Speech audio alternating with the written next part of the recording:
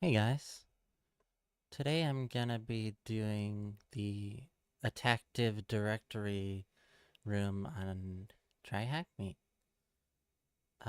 So if we get a little bit into the description, you can see 99% of corporate networks run off of AD, but can you exploit a vulnerable domain controller? Let's get into it. Okay, so we'll start the machine. And then I'll connect to the TryHackMe network via VPN.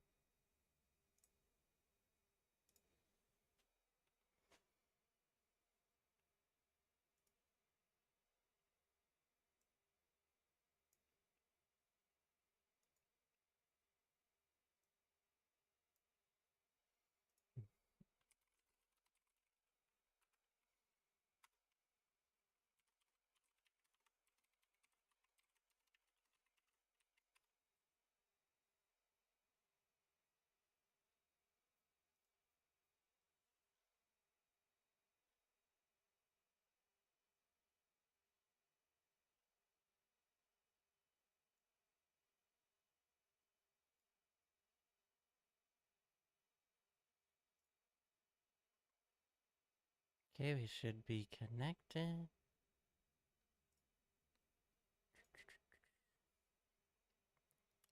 Go ahead and complete this.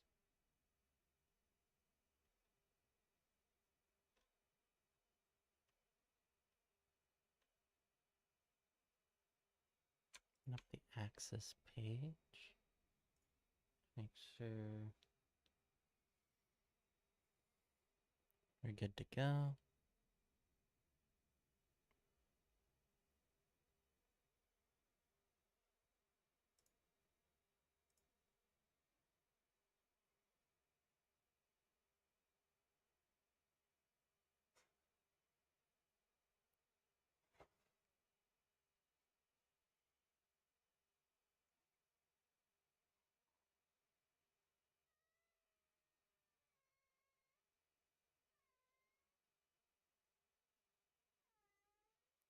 Yep, service status is online. Looks like we're connected. We have an IP of 10.2.24.111. So it looks like we're all good to go. Complete this. Complete this. Complete this. Okay, setup.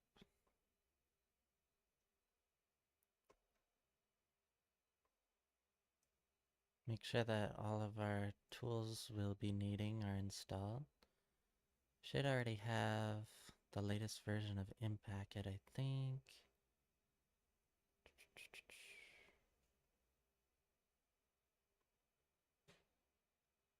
Should have Bloodhound and Neo4j.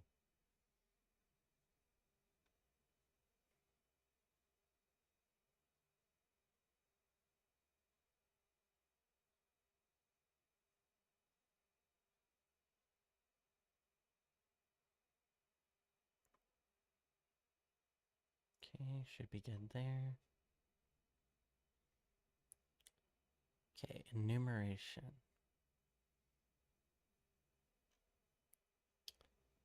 Welcome to Attacktive Directory. Welcome, dear user. Thank you for doing my first room. I originally created this room for my final project in my cybersecurity degree program back in 2019. Since then, I've gone on to make several rooms, even a network for THN. In May 2021, I made the decision to renovate this room and make it more guided and less challenge-based, so there are more learning opportunities for others. I hope you enjoy it. Love, Spooks. Hey, DJ. Welcome. Thanks for joining.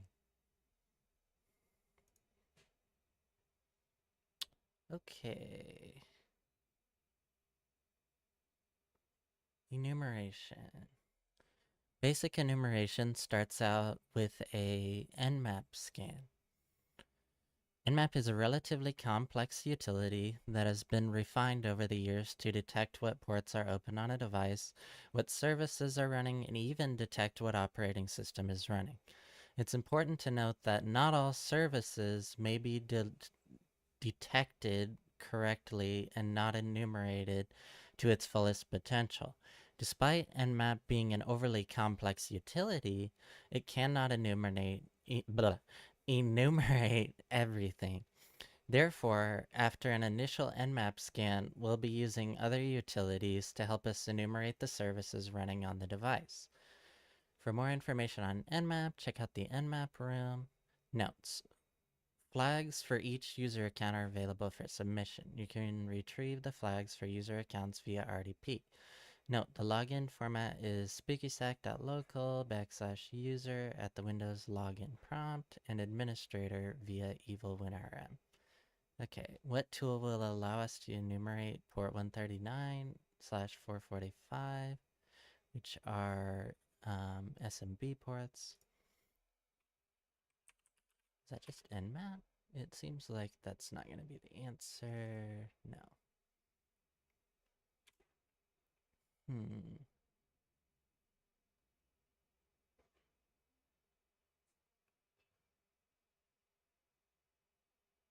What tool will allow us to enumerate port 139/445? Would that be like enum for Linux? Yes. Okay.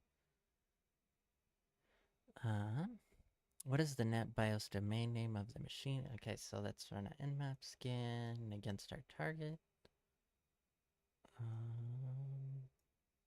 Target IP is right here. Copy that. Back to our terminal. Open up a tab. Call this Nmap. I'll call this VPN. Let's do nmap tech svc ptac ot4 -- open. So what this will do is we'll run nmap, and then we'll run a version scan in the default scripts, and then we'll scan for all 65,535 ports. We'll do a relatively fast scan, and then we'll do --open, so that will only show us the ports that are open. We'll do tac vv double verbosity. We'll specify our IP address. Do normal output to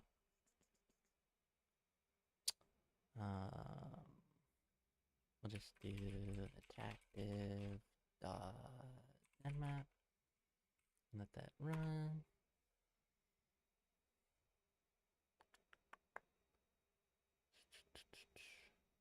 What's the next question?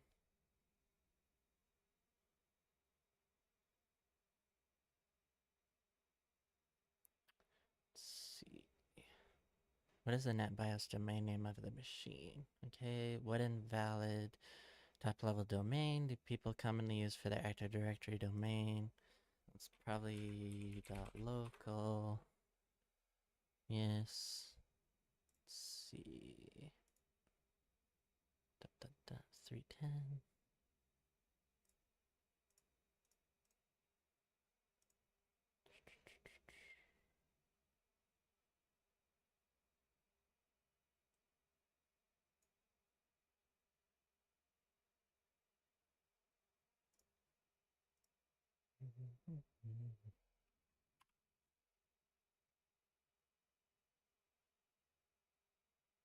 $517.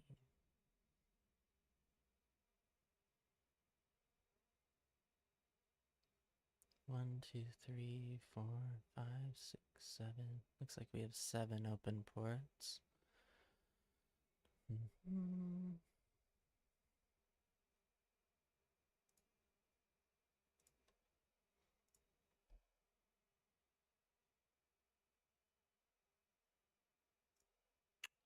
that won't take too long.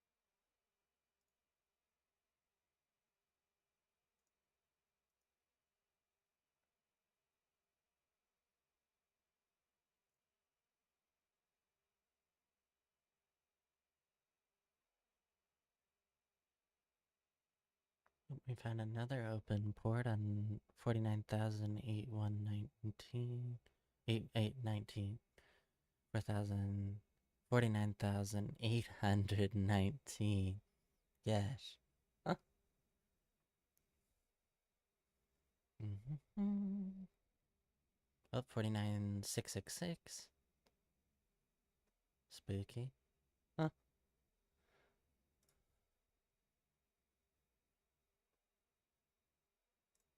Come on, Nmap.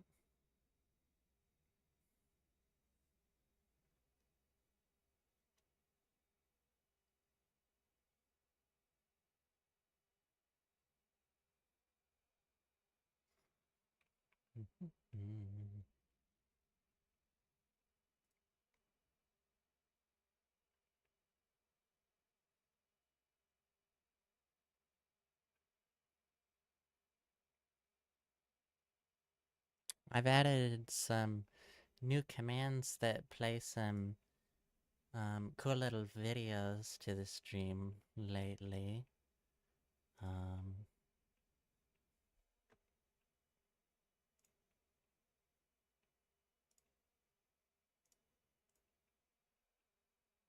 So if you type in exclamation point hackers,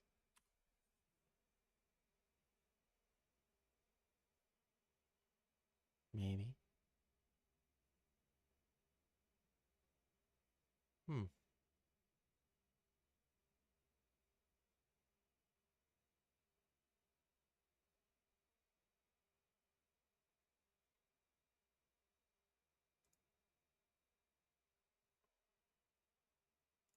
Not working. Interesting.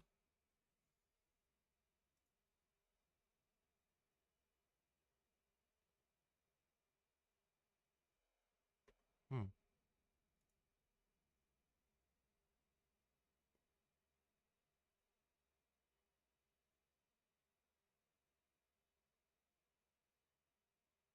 Not sure why that's not working.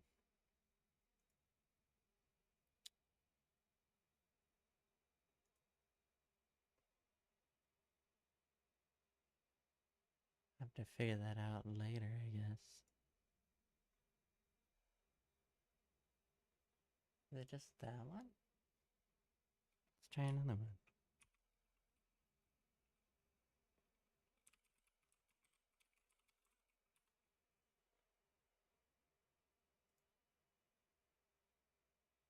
Hmm.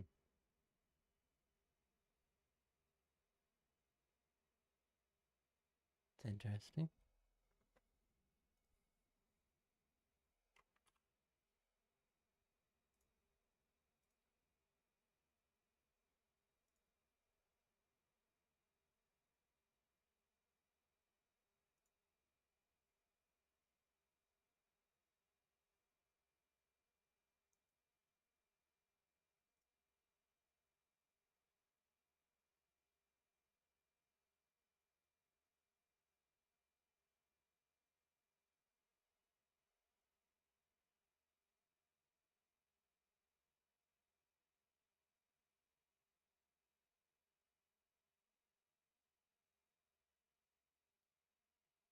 I'm really cranking the CPU. I wonder if that's it. Hmm.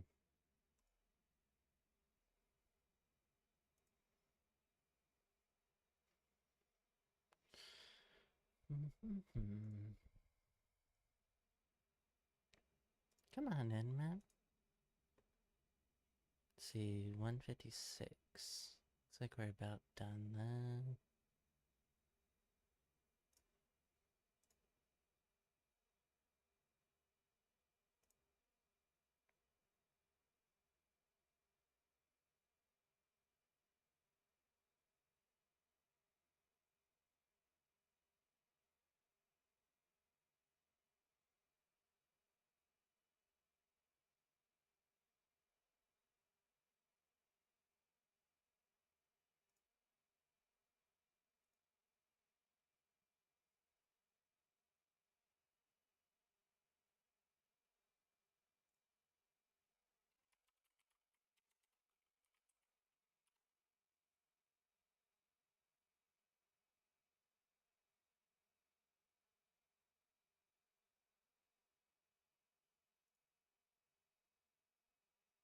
Found another open port.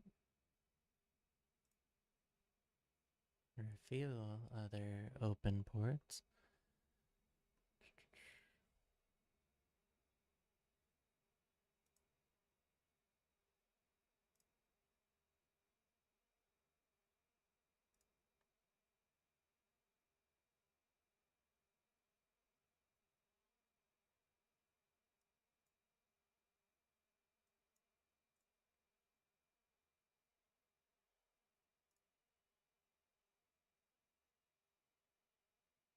Quite a few more open ports.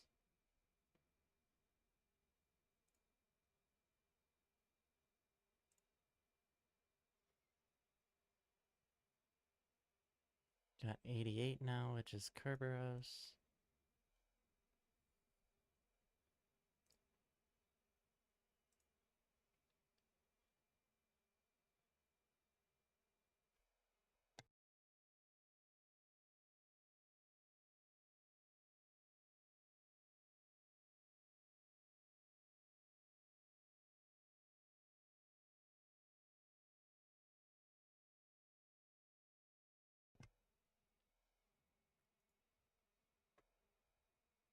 Come on in, man.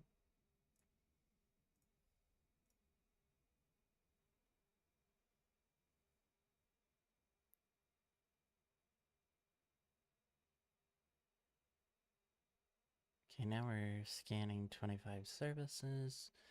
So now that we found all of the open ports, we can start doing the version scan on those ports to find out what services are running on those ports and potentially their versions, which could be useful to us as an attacker.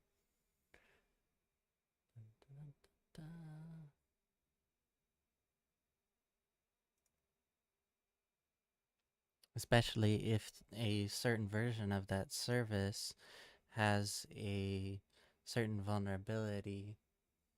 Most of the time we're looking for remote code execution. It's a little bit different with Active Directory though. We're not always looking for a certain type of vulnerability. It's normally a misconfiguration in a service.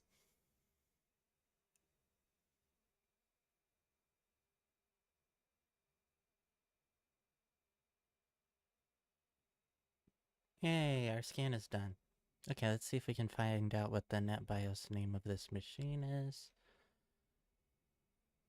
NetBIOS domain name is thm-ad. That should be the answer.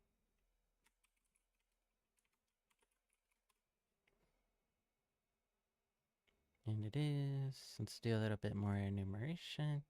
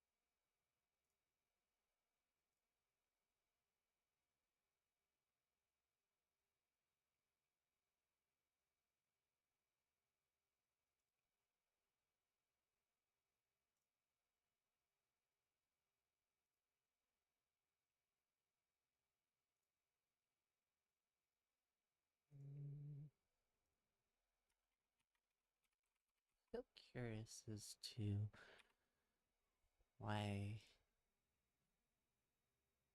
the videos aren't playing.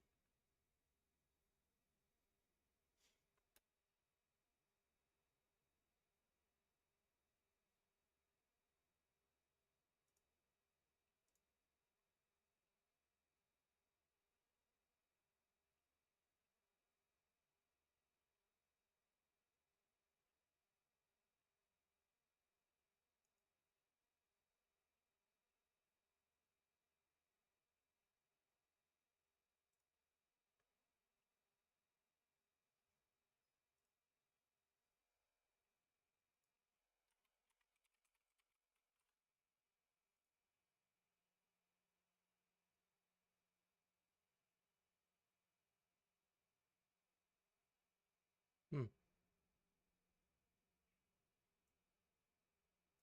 Well, okay. Enumerating users via Kerberos. Introduction. A whole host of other services are running, including Kerberos. Kerberos is a key authentication service within Active Directory. With this port open, we can use a tool called Kerbrute by Ronnie Flathers at Ropnop to brute force discovery of users, passwords, and even password spray. Note: several users have informed me that the latest version of Kerbrute does not contain the user enum flag in Kerbrute. If that is the case with the version you have selected, try an older version. Enumeration. For this box, a modified user list and password list will be used to cut down on time of enumeration of users and password hash cracking. It is not recommended to brute force credentials due to account lockout policies that we cannot enumerate on the domain controller. Okay. Not sure I have Kerbrute. I think that's a standalone binary. I don't think you install that if I remember correctly.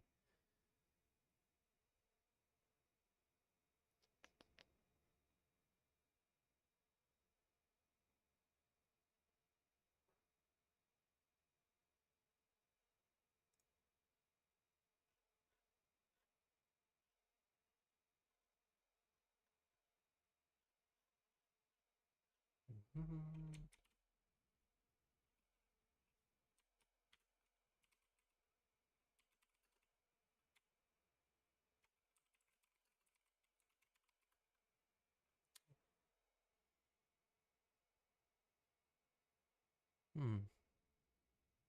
Definitely used it before.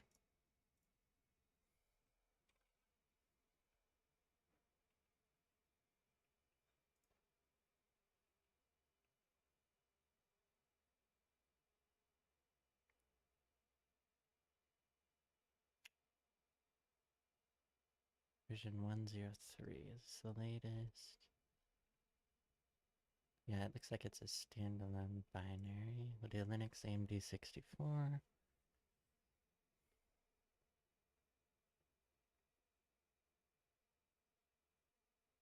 And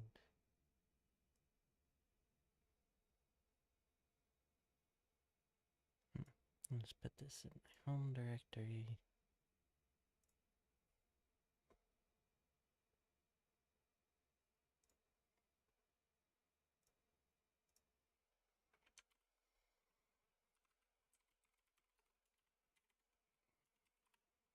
Oops.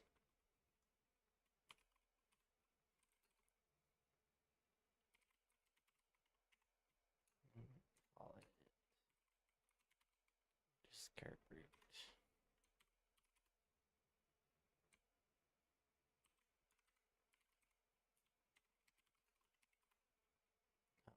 Had to make it executable.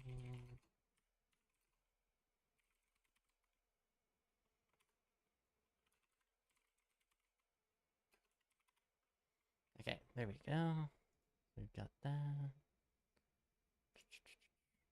What command within Kerbrute will allow us to enumerate valid usernames? Let's see. It's going to be user enum.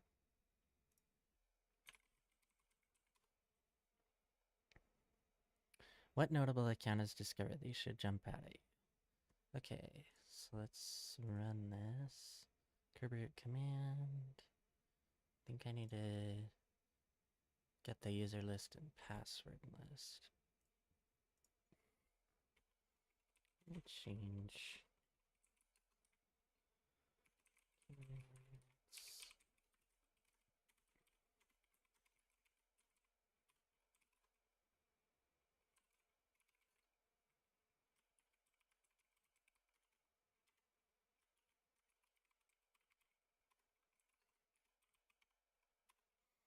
Go. Move. Move.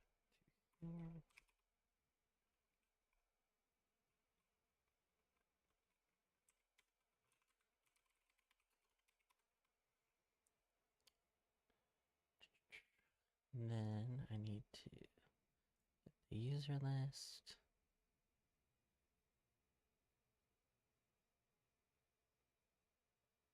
Oh, that's how that works. Okay.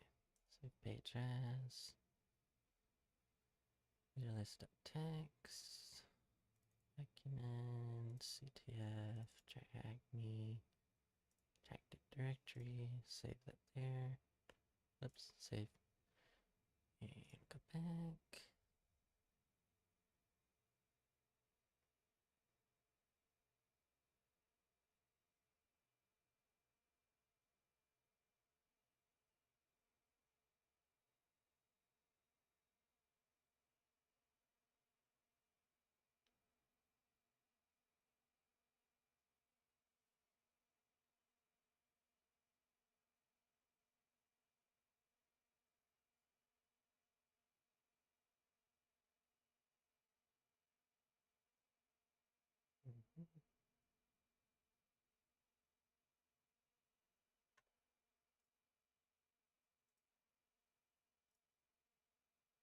Go ahead and get the password list as well.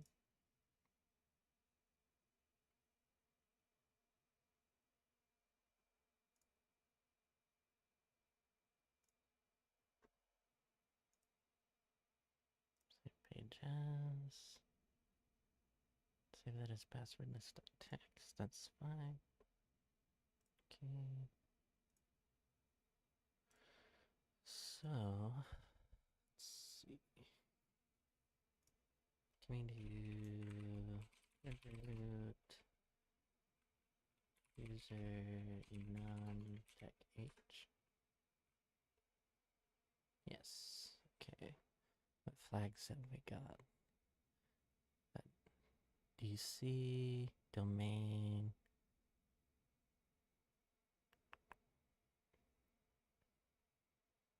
Kerberos, user enum, flags, and then word list.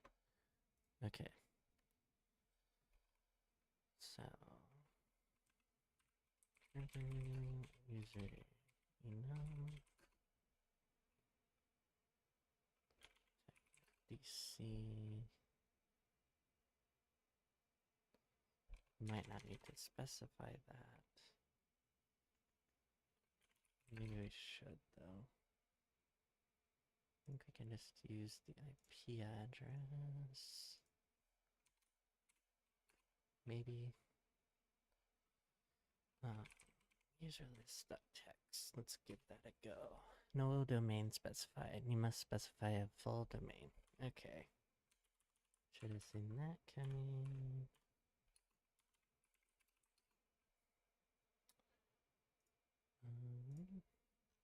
Should be here. Oh yeah, spookysec.local.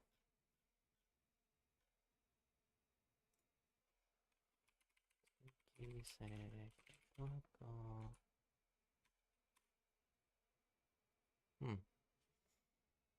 Oh, I did not specify the DC that time. Oh, I messed up the whole freaking command.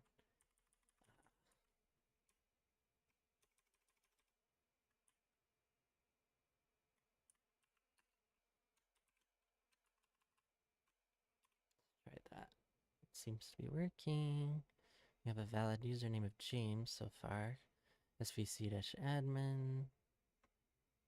Must be a service account. We have a capital James. Which are probably the same account, to be honest, though. James? Probably this is svc-admin.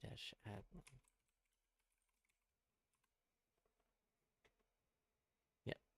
What is the other notable account that is discovered? You should jump at it. James. No. Okay. Kind of jumping the gun, I guess. We have Darkstar Administrator, Robin. Darkstar Administrator. I don't think it's Darkstar. This is a really short answer. Maybe I should just wait until we're done with the enumeration. You got a backup account.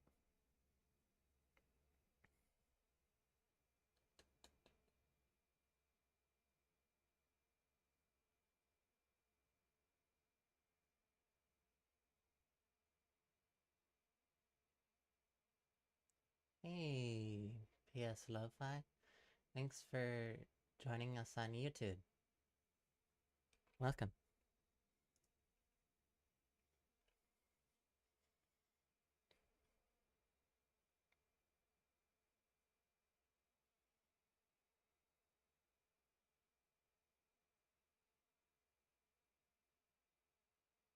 How are you doing?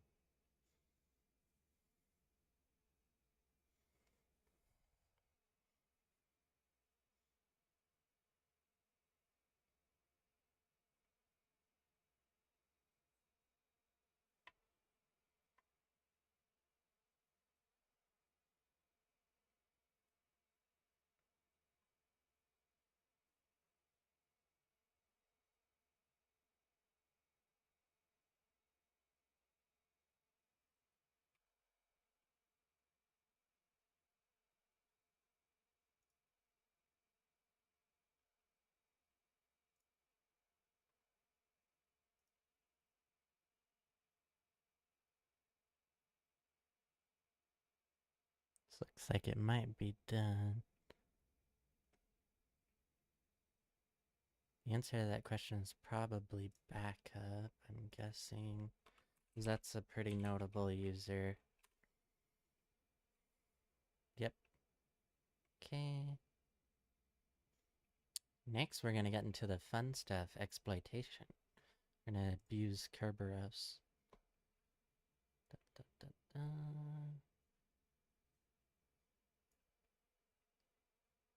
Exploitation is definitely my favorite part of ethical hacking. Let's add some more time onto our machine so that doesn't terminate on us.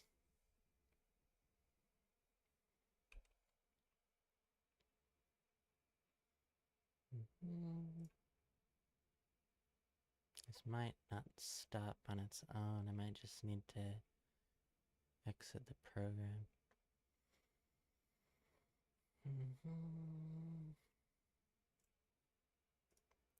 Okay, let's read a little bit.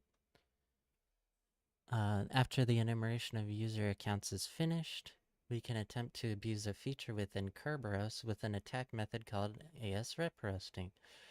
AS-rep roasting occurs when a user account has the privilege "do not require pre-authentication" set.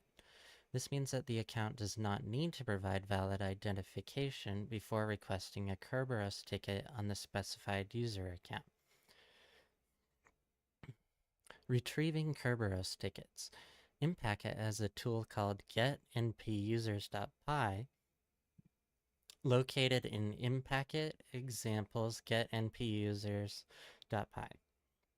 that will allow us to create AS-rep roastable accounts from the key distribution center.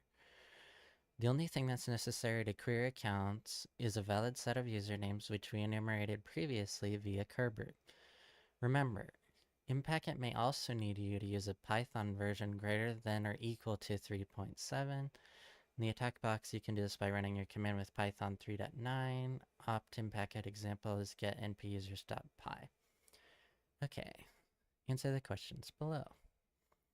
We have 2 user accounts that we could potentially query a ticket from. Which user account can you query a ticket from with no password?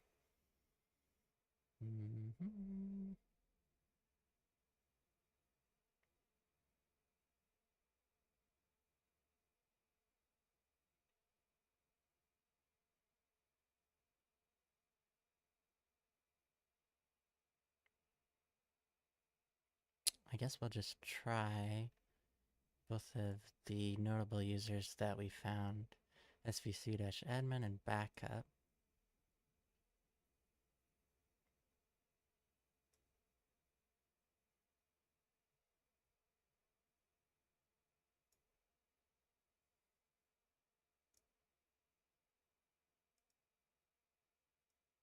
I don't think that was there before. We found an administrator too. Maybe I'll just leave this running for now. Open up a new tab. And call this impacket. Okay, so I'll do impacket. Maybe? Maybe I don't have. Let's see. And it's get np-users.py. Get np-users. Command not found. Okay. Let's try get np-users.py. Okay, that works.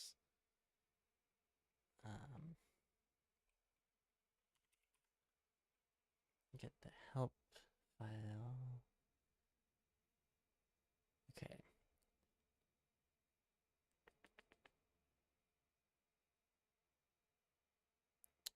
Queries target domain for users that do not require Kerberos pre-authentication. Set and export their ticket granting tickets for cracking. Okay.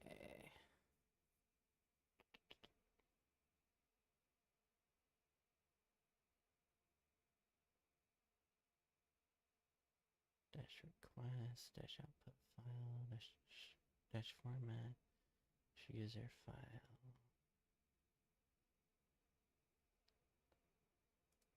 Well, let's make a list of valid users.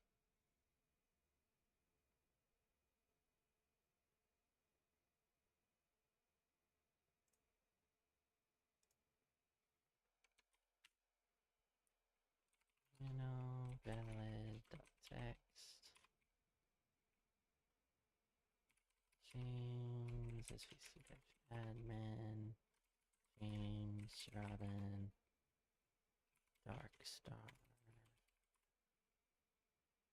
administrator, backup,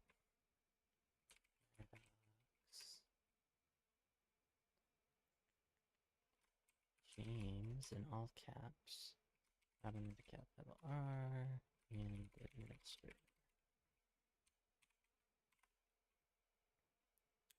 Okay.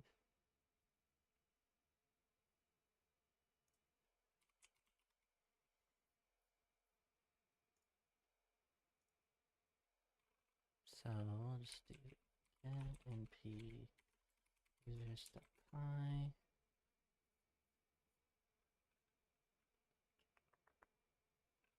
Dash request output file.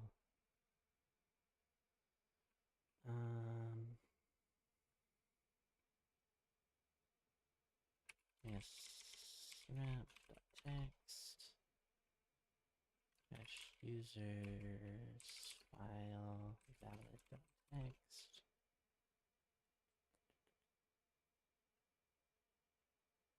Do dash no dash pass no do dash dc dash ip, and do I still have the IP in my clipboard? Yes, I do. And let's run that and see what happens. Error, too few arguments.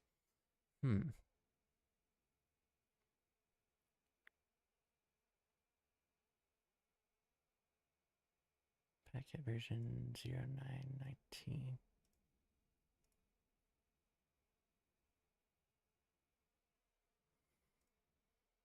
Find out if I have the latest version of Impact.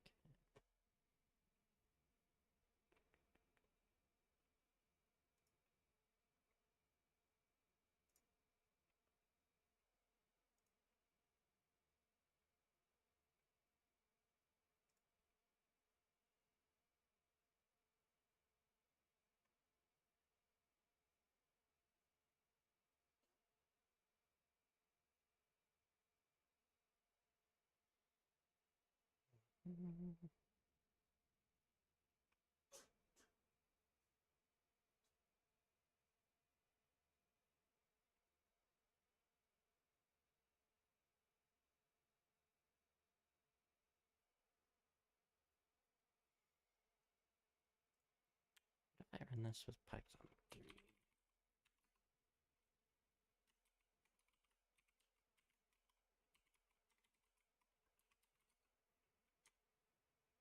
This is a standalone binary though. Let's see.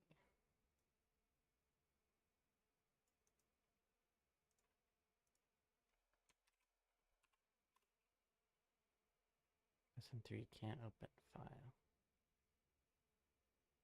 Oh, right, if you've...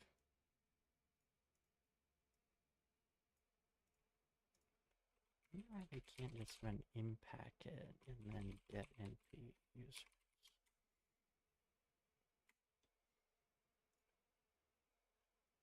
Let's see.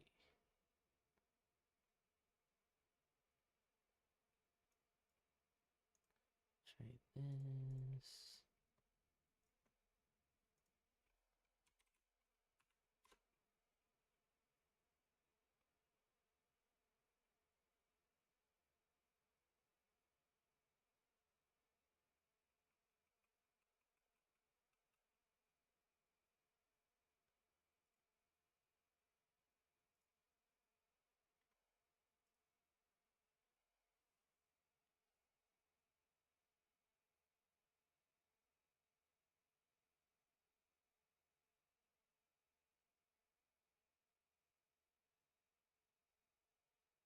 Installing. It doesn't take too long.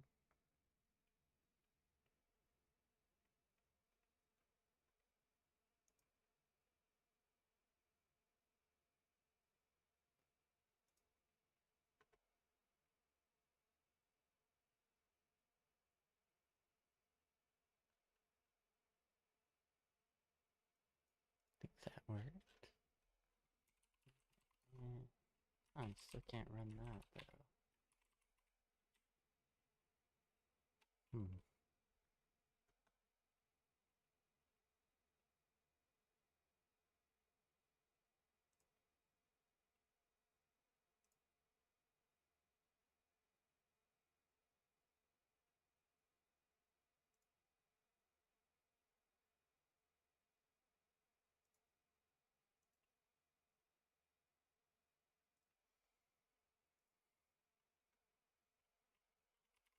Do sudo Cali.c.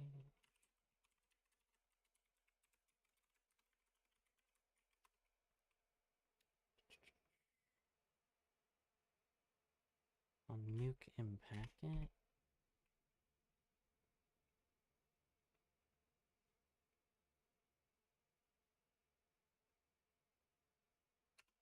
Maybe I won't do that.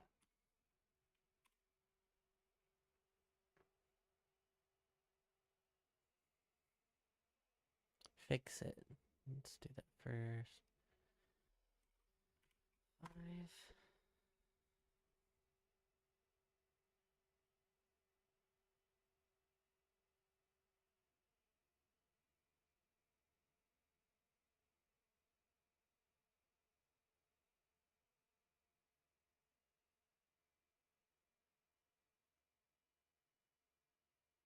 Hey, Saidur.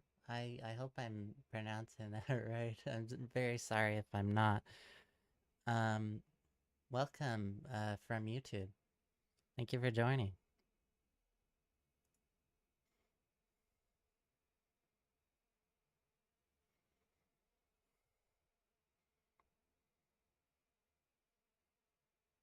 How are you doing?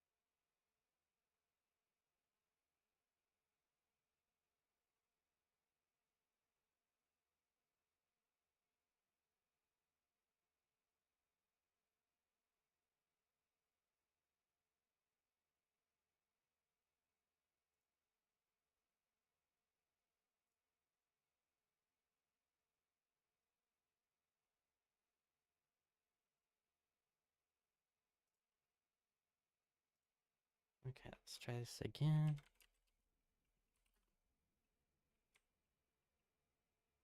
It's so weird. Can't do that.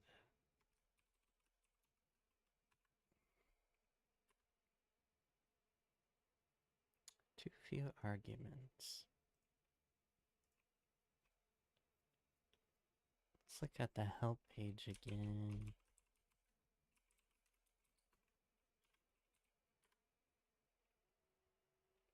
Let's see.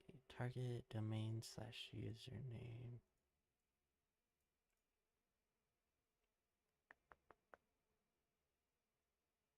HDC-IP and the target.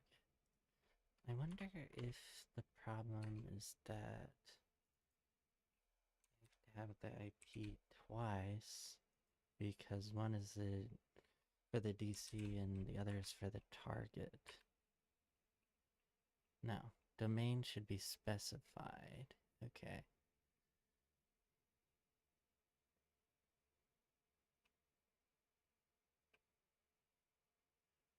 Target is domain / Okay, so maybe this just needs to be spooky.local. No, domain should be specified. That is the domain. Been a while since I've run this. Let's take a look. See what the proper syntax for this is.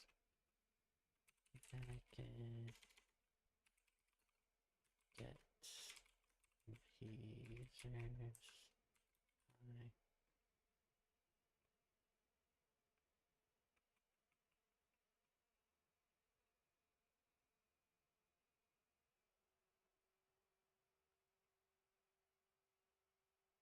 Hey, Aileen.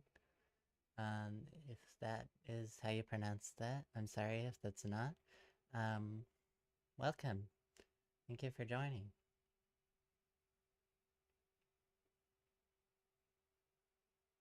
Can you hear me okay?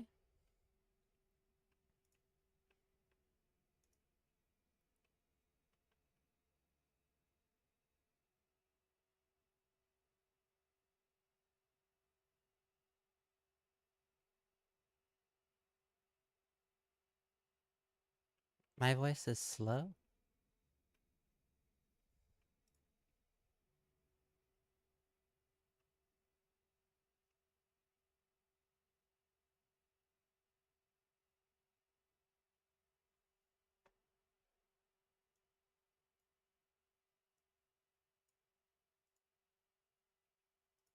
Sorry, is that a yes to it is slow?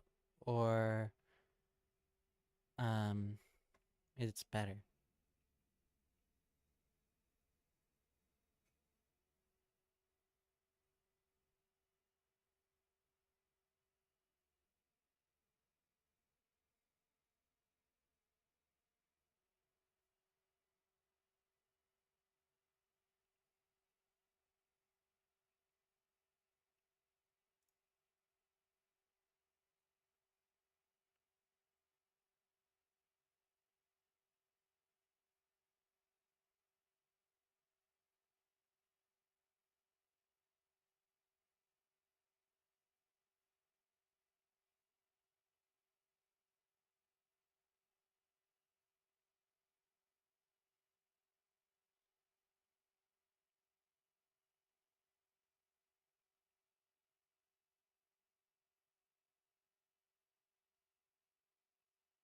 Hey, I only practice ethical hacking, so no, I'm not gonna hack your friend's mobile.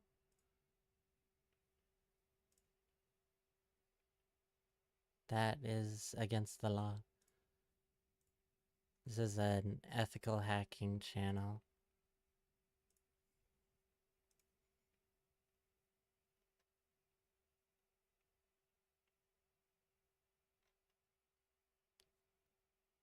Let's see.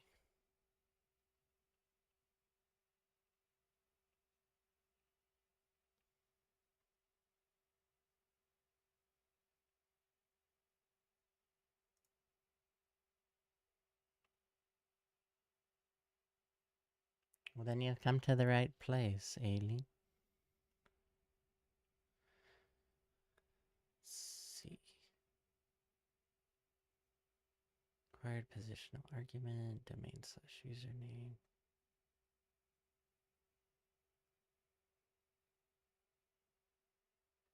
What if I just want to use a user's file, though, and I don't want to specify a single username? If the dash user's file argument is not supplied and no credentials are set, hashes password ticket, the script will try to retrieve the users list through the RPC and num dom users command through a RPC null session. Okay, here we go.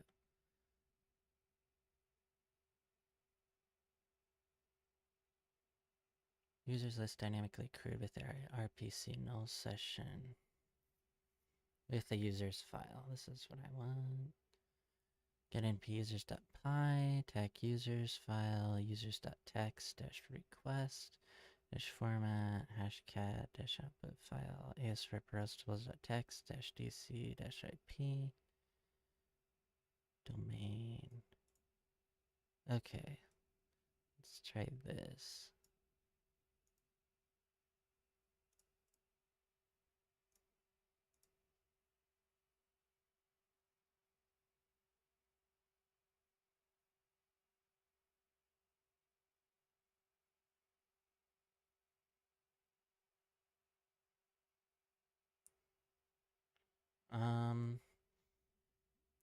Elena, it kind of depends.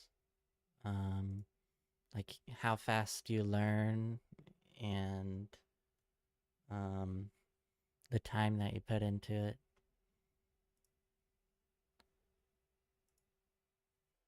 That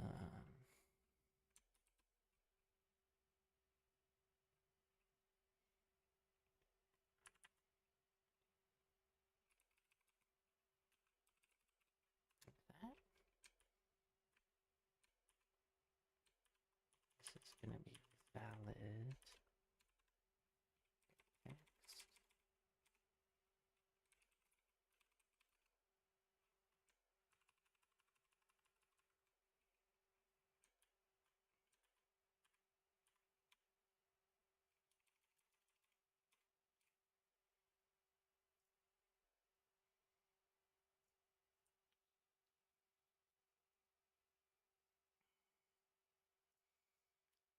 The IP.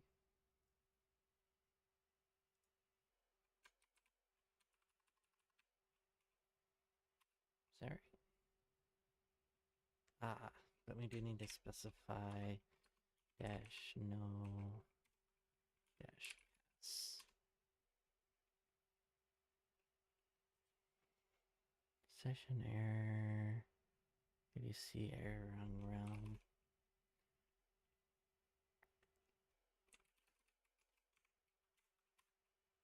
Nope, that did not work.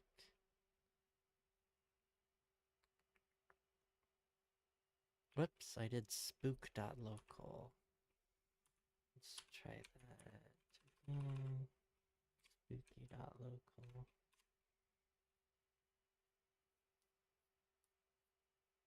KDC error wrong realm again. Yeah, we have no output. Maybe this is just...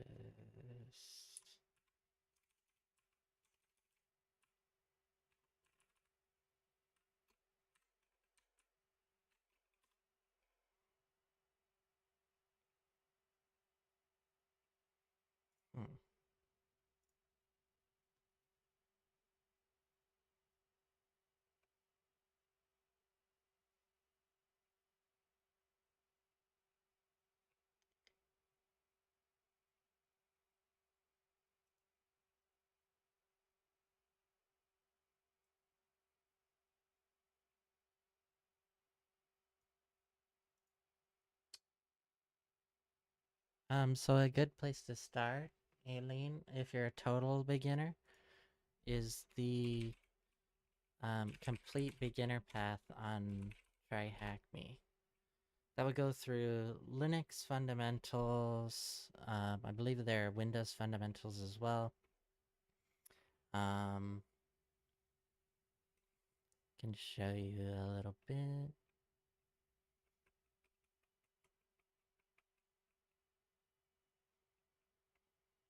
Once it comes up.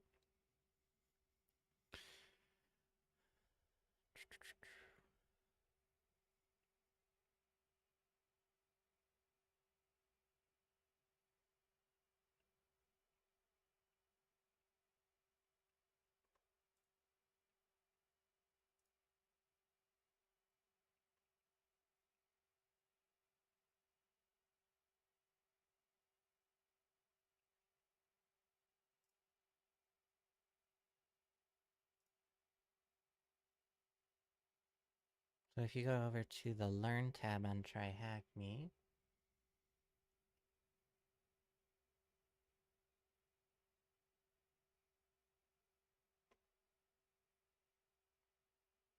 sorry, my connection's a little slow.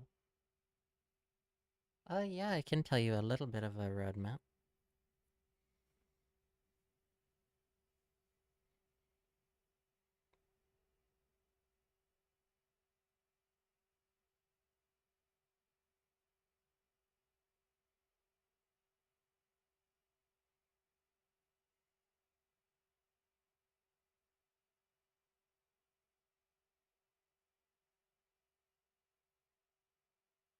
So if we go over to the learning paths, we scroll down. You might even want to start with Introduction to Cybersecurity. Even before you do the complete beginner path.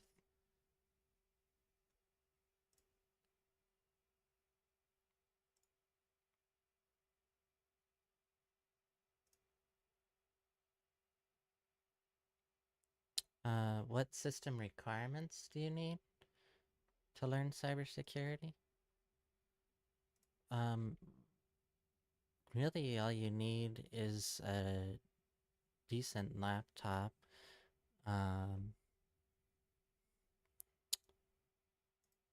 Like you could get into virtualizing your environment later on, but if you want to start out, you can just do TryHackMe through the browser. So really you don't need anything too crazy.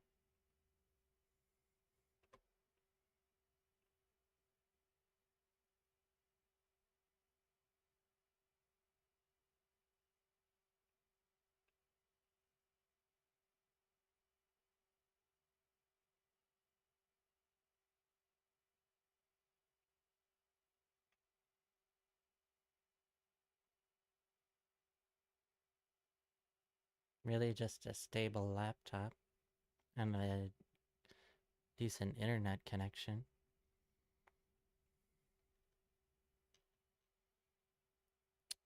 Uh,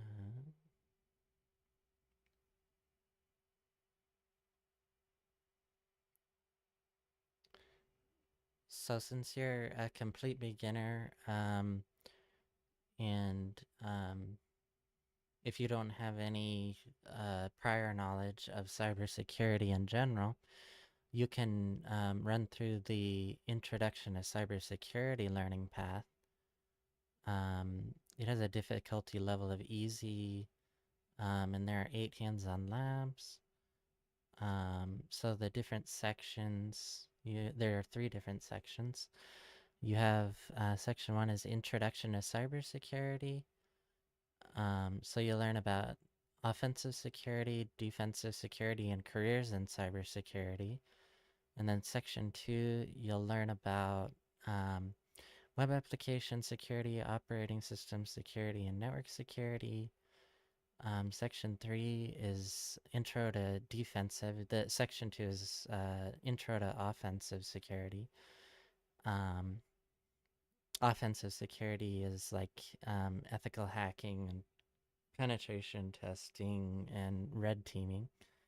And then you have defensive security, which is like security operations, um, digital forensics, and incident response. Um, so for section 3 for defensive security, you'll get a little bit about the intro to digital forensics and security operations.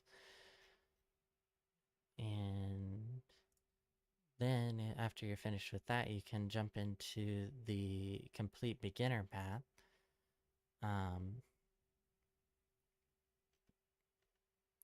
What are my biggest achievements?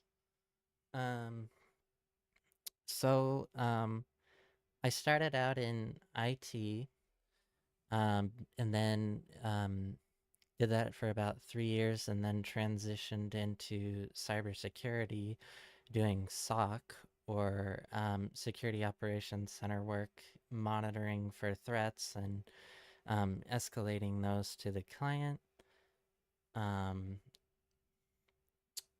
If there was a need for that. And then I transitioned into a penetration testing internship. And in order to kind of get recognized to even start doing that, I got my PJPT certification from an organization called TCM Security.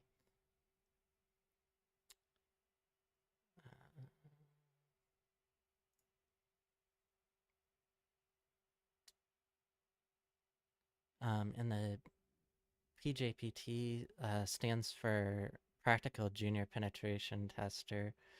So it is an ethical hacking certification for a junior penetration tester.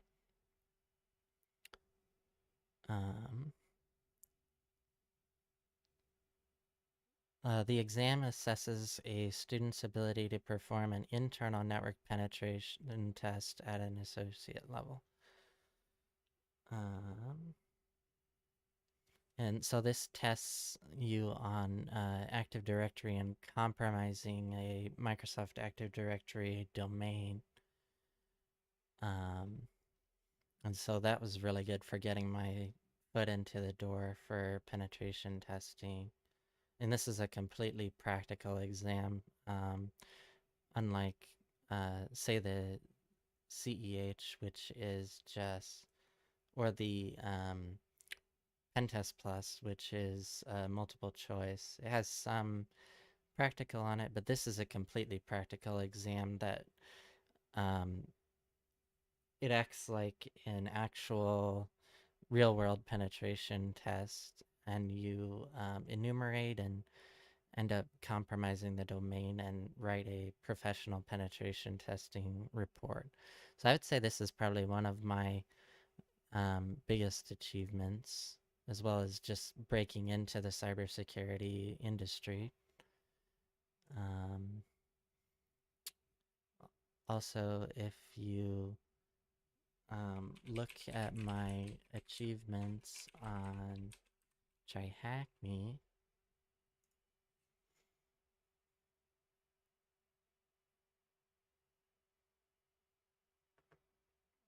hey Han, so you were asking about how much Hack the Box costs. I think it's 13 USD. Um, there are different tiers for that, of course. Um,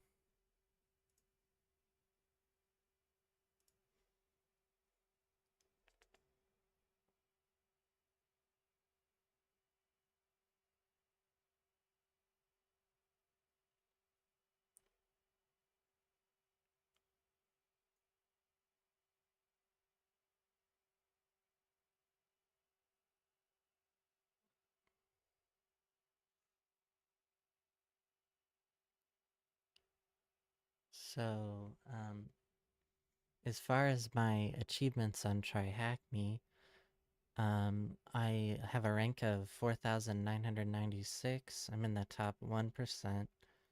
I've completed 181 rooms. I'm the highest level of 13. I have 26 badges. So those are some pretty big achievements that I've accomplished. Um, I think this is a really good certification exam, a good goal to strive for. Um, so the complete beginner path um, goes through basic Linux, web application security, network security. There are a few scripting challenges using Python and Bash, and then you learn about privilege escalation. Um, you learn about network services using Nmap, um, cryptography, how to exploit Windows, um, how to get a shell and privilege escalation, and then you'll learn about basic computer exploitation. Um,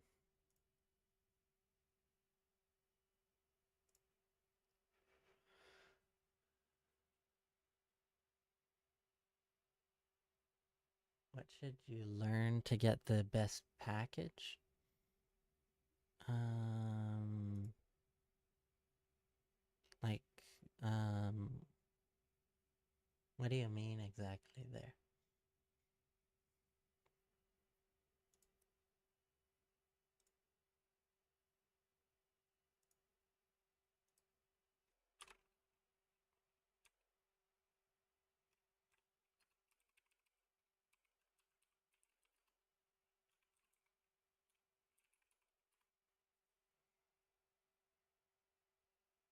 Domain should be specified.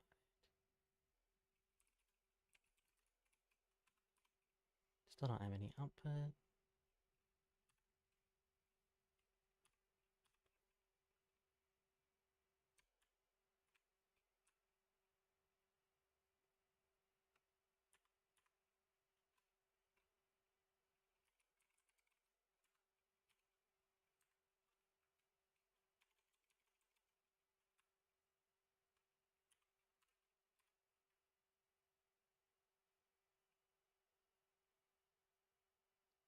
Hmm.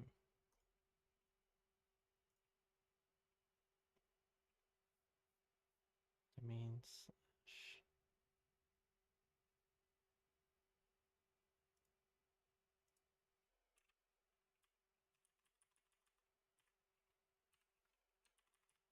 This just need to be in quotes.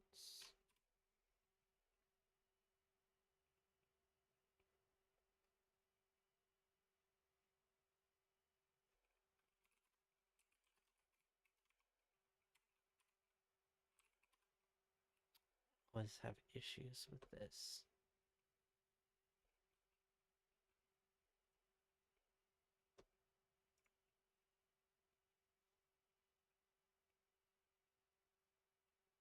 I mean, there are many types of security engineers. Which one is best? Um, so a good entry-level job in cybersecurity is doing SOC work, which is Security Operations Center. Um, you start out by monitoring clients' networks and investigating alarms that were triggered due to certain activity in logs. And then you escalate those to the client with your findings, and they determine whether that was suspicious activity, potentially malicious activity that occurred in their environment, or whether that was just everyday user activity that occurred. And then you have like cybersecurity analyst, which is a little bit more mid tier. Um, and you're doing offensive and defensive cybersecurity a lot of the time. So you're doing like that monitoring and escalation, incident response. Not for every organization will you perform penetration testing, but it is a possibility.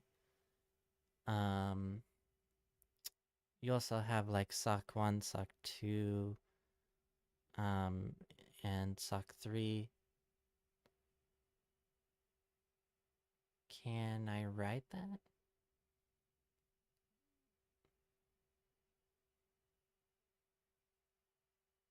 Like in chat, you mean?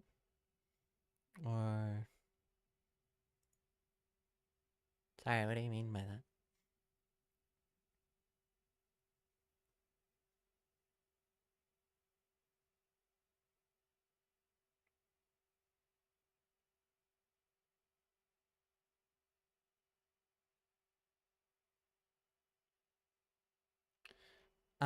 So it's capital SOC,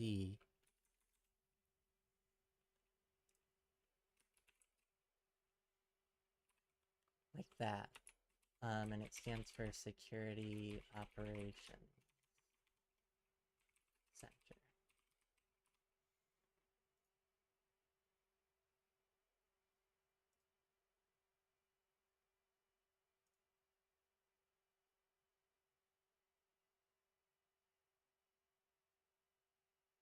Oh, yes, of course.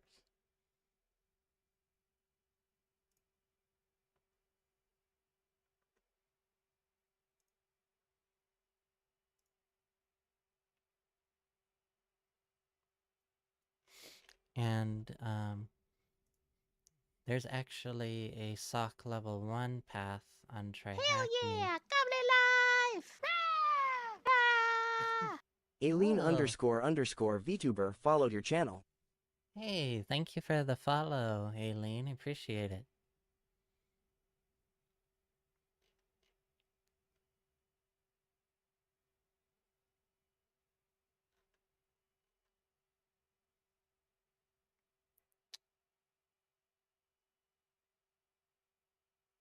So it looks like you do need a subscription for the SOC level 1 path on TryHackMe.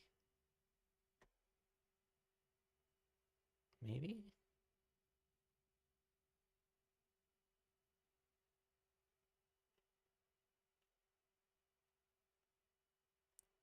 Oh, this is just at the bottom, because the thing about TryHackMe is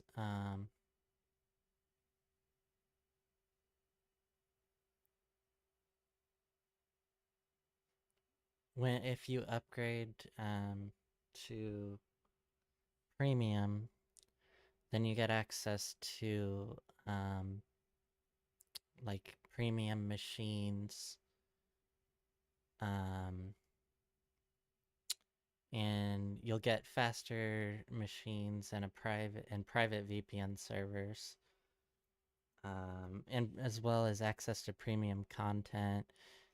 And when you don't have a subscription to TryHackMe, I believe you can only use the attack box for an hour per day. So, um, it is definitely recommended to get a subscription if you can. There's a whole bunch of free content, though, if you're not able to do that.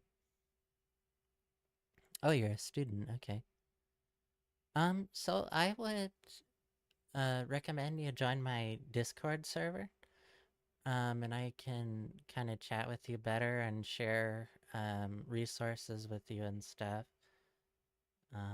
So that's a great place to for me to kind of help you better.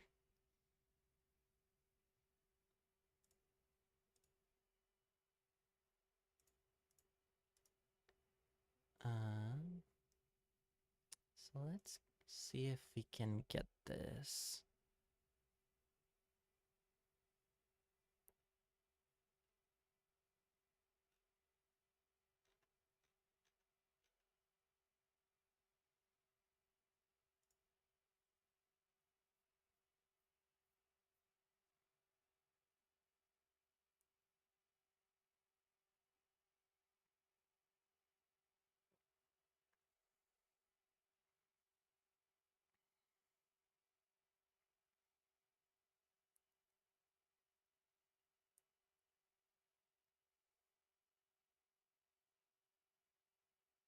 So for just a little bit of a recap for what we're doing here, um, so this room is called Attacktive Directory on TryHackMe.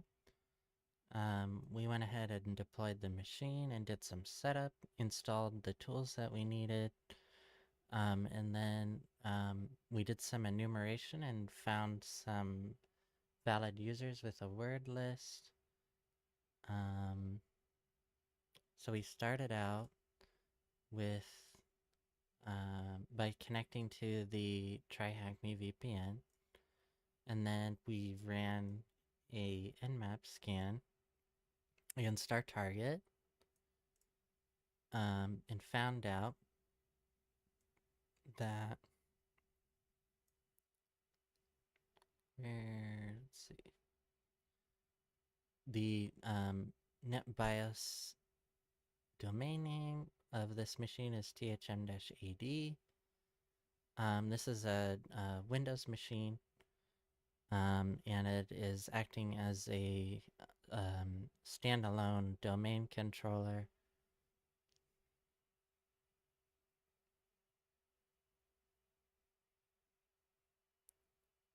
See you later, Aileen. Thanks for joining. You too. Have a great one.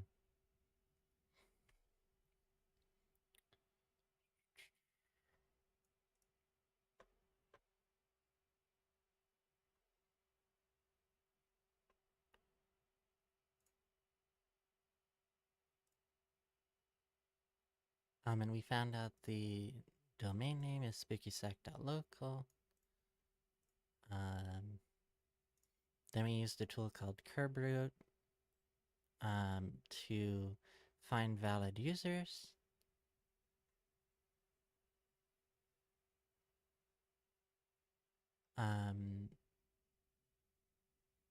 And we found a whole bunch of valid Hell users. yeah! Cable life! Serpentine Hey, Studios followed your channel. thanks for following Serpentine Studios. Appreciate it. Welcome.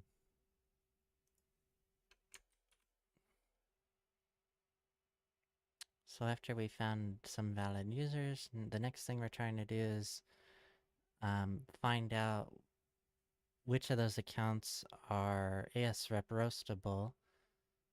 And so we're trying to find out what accounts have pre-authentication, is it, uh, they don't require pre-authentication. And we're trying to find out what accounts we can create a ticket from with no password. So we're just trying to get this tool to run at the moment.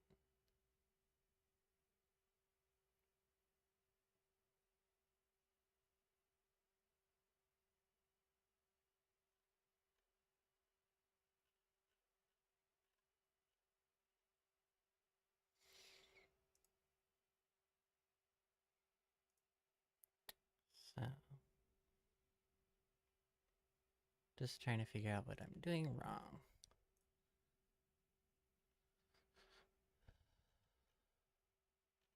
That's not what I want.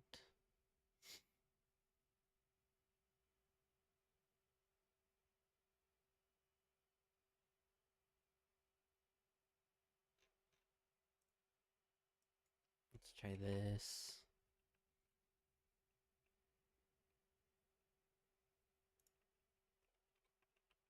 Yes, rep screen using packet. Oops. In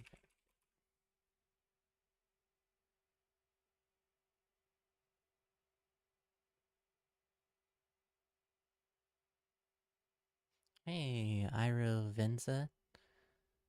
Welcome. Thanks for joining.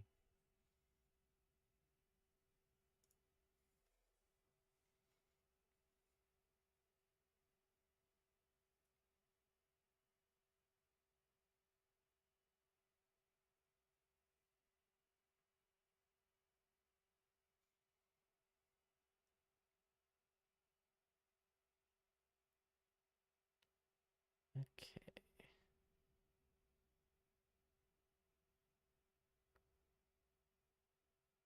Oh, let's try this.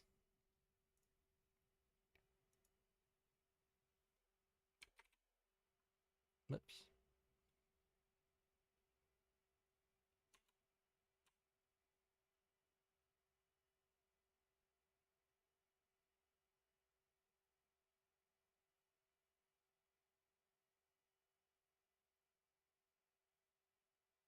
Okay. So, users file,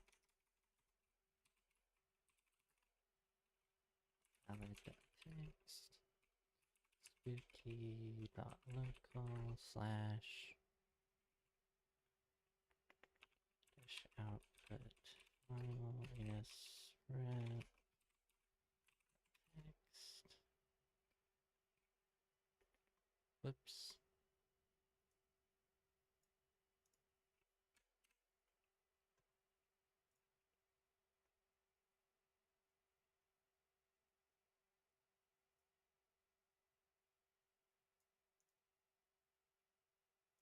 Copy.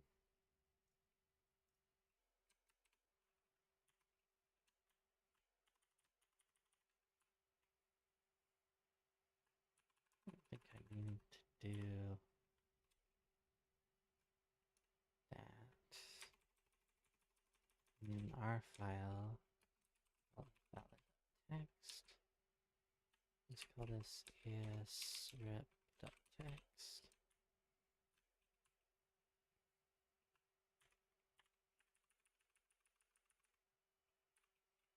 Spooky.local. Let's give that a shot. No such file or directory.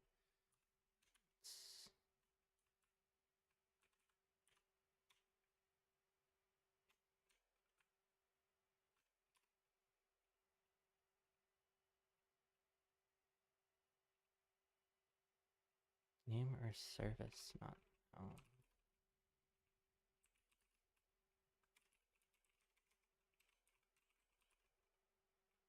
Still no output.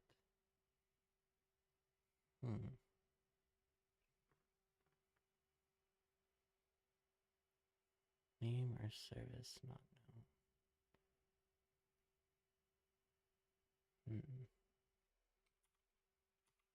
try that again. Use dash DC IP.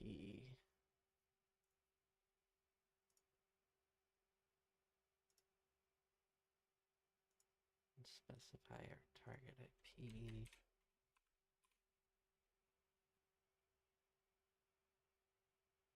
ADC error wrong. Oh, I wonder if we need to edit Etsy host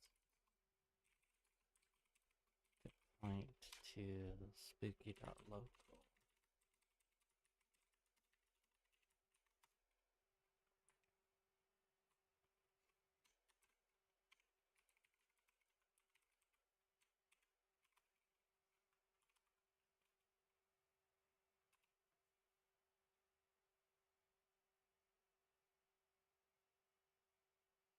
Hmm.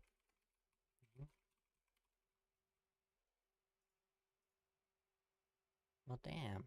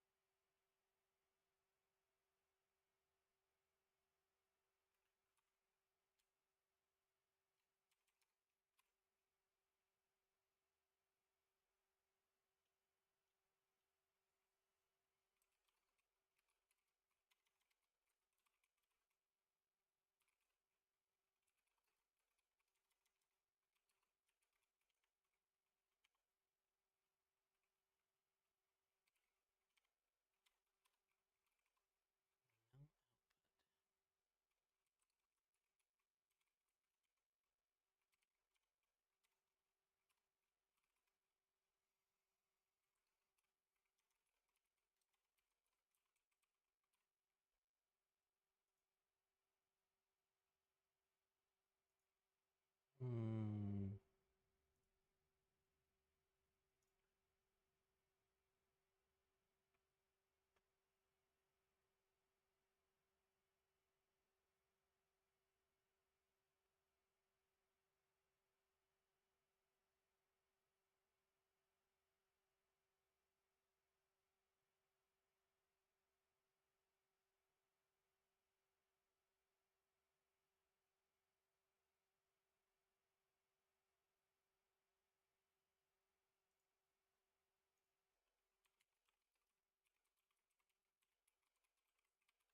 Oops.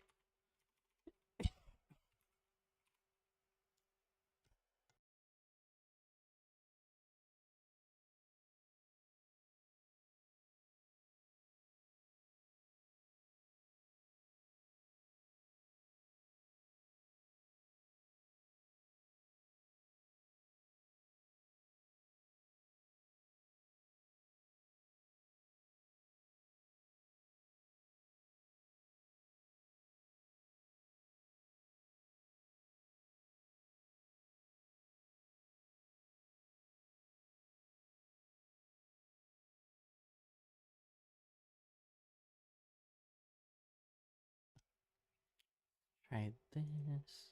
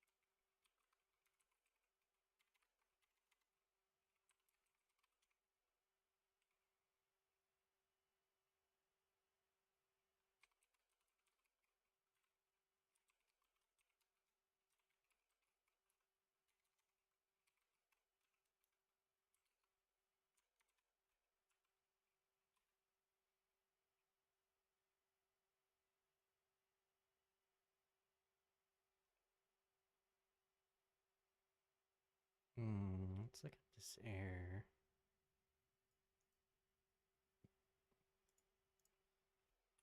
try dash quest.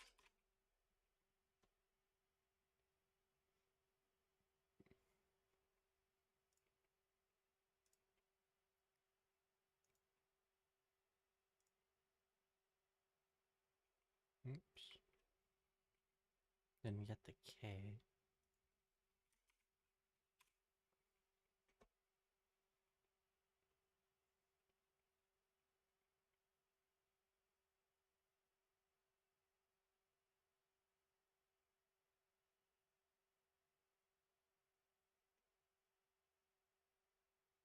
This error refers the client to the correct domain and does not indicate a problem.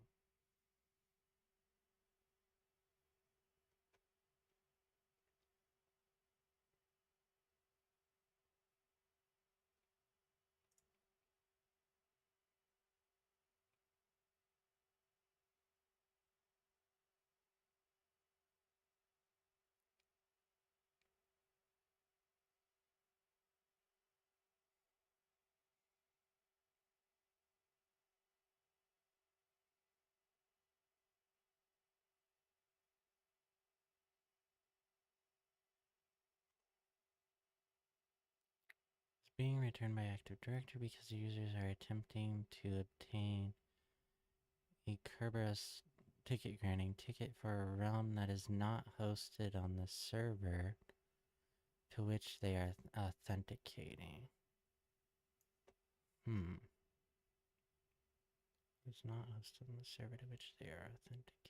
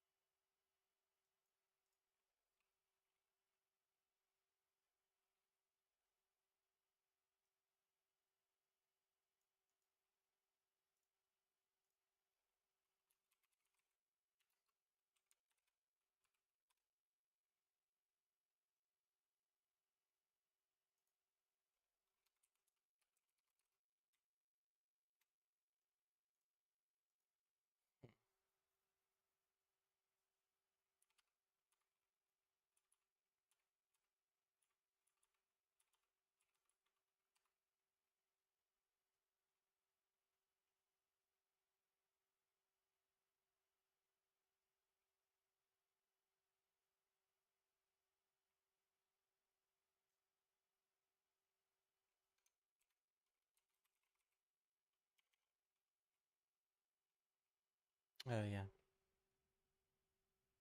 Python 3.11.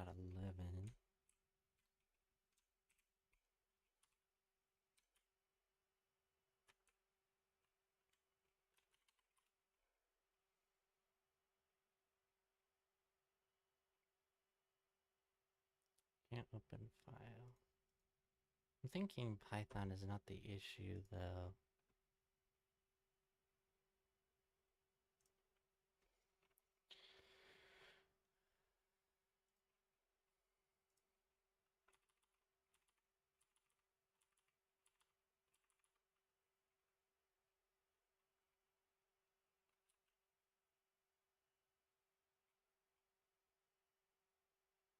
You're wrong realm.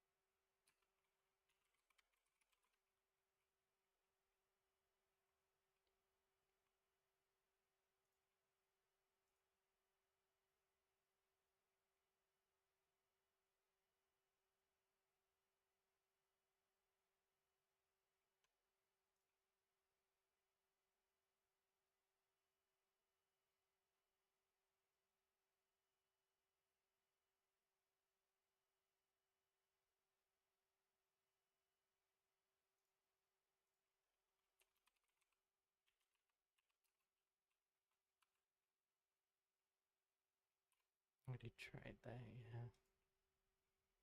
Oh wait, Python 2011 get mp user stuff. Fine. Yeah, you can't do that.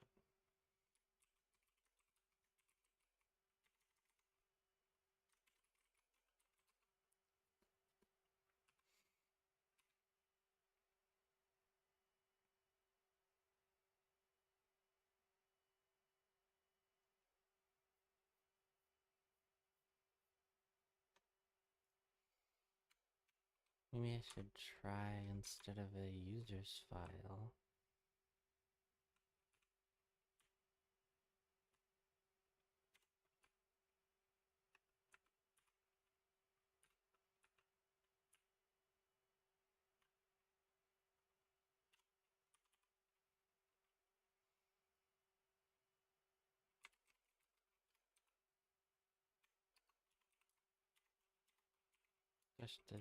Just a single user to test. Aha!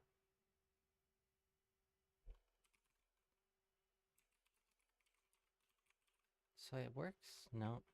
It didn't output anything.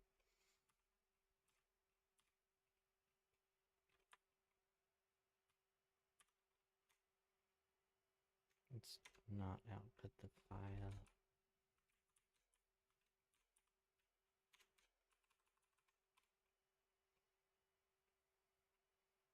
See. Kerberos session RQDC error run realm reserved for future use.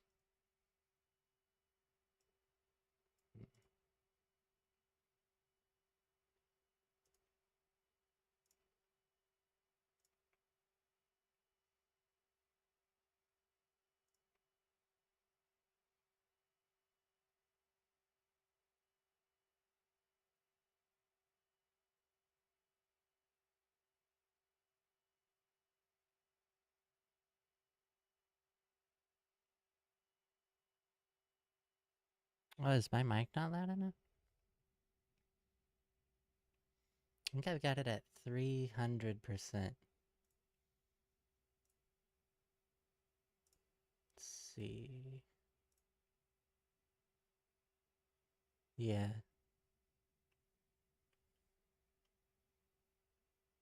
Is it just when I'm far away? Can you hear me alright when I'm closer to my mic?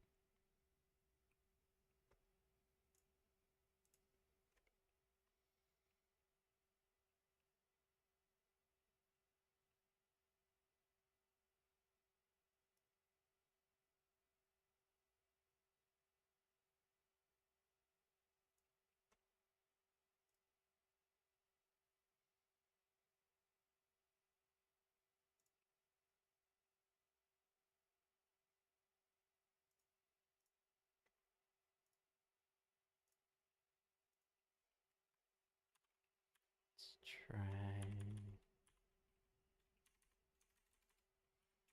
svc-admin.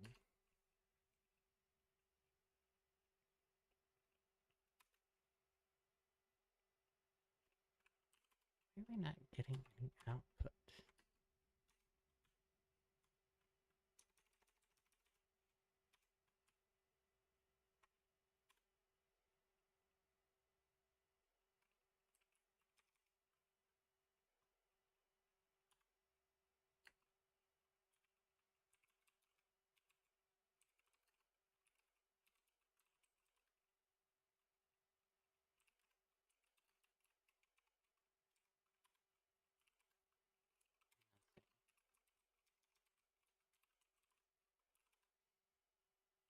Hmm.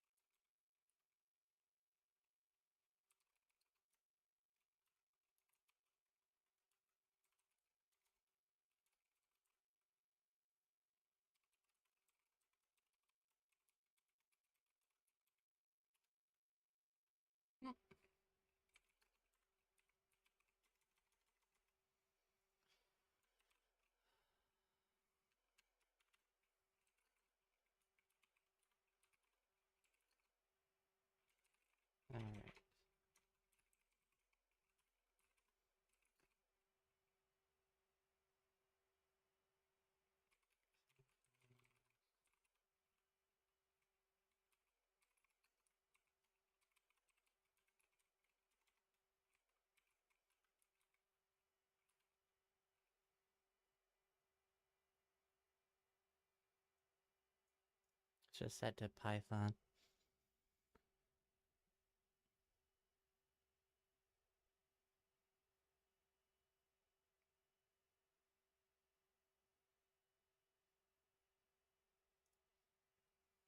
I could try changing it to Python 3.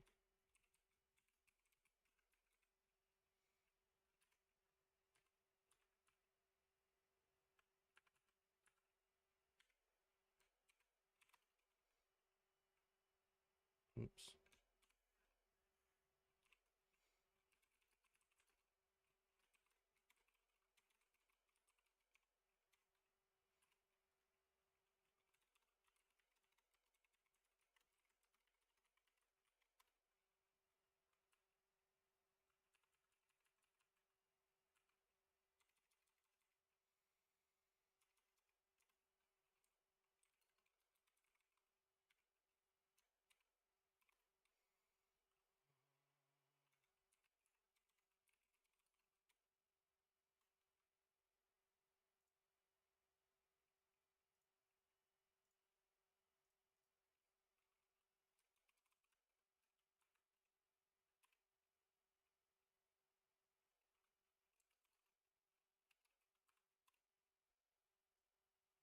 Oops.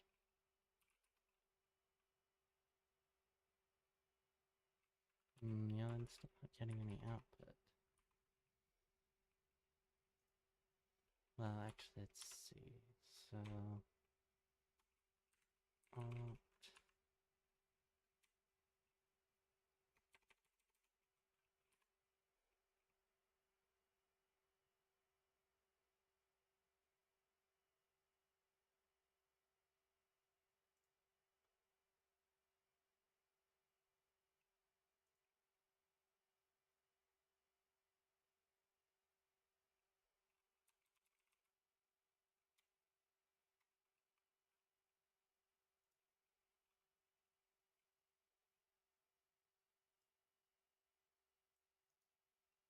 Yeah, now I'm actually getting a Python error because this is not the right version of Python.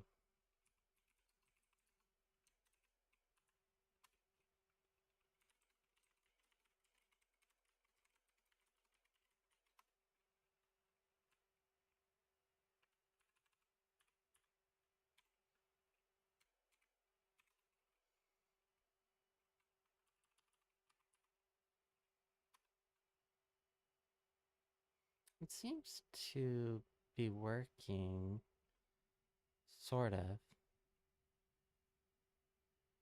Yeah, it did. Um,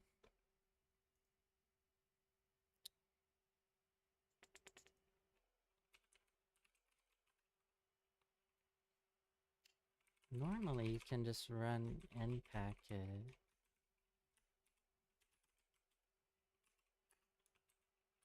like that, but it's not working for some reason. It's alt sudo alt sh.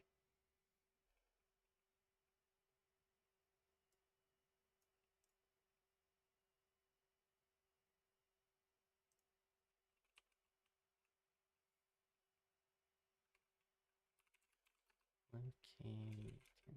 No.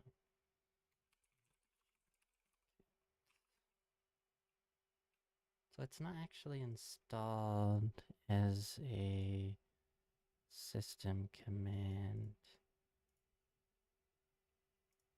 Hmm.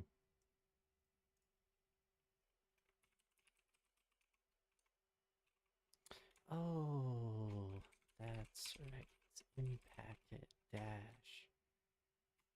Let's try that. Npacket dash get np user stuff. Like that.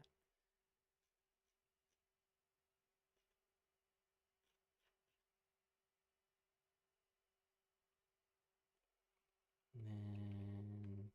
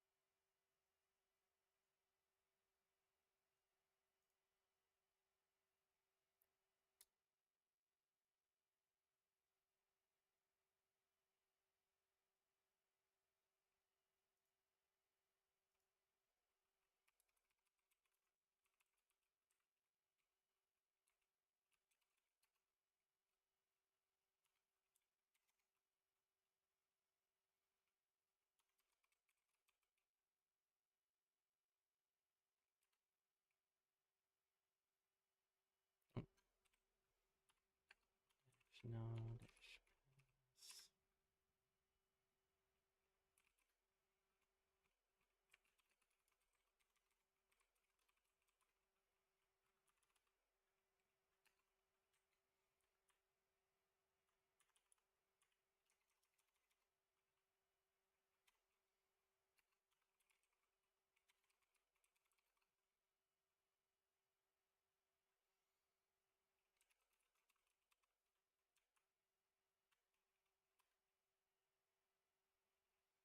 Domain should be specified.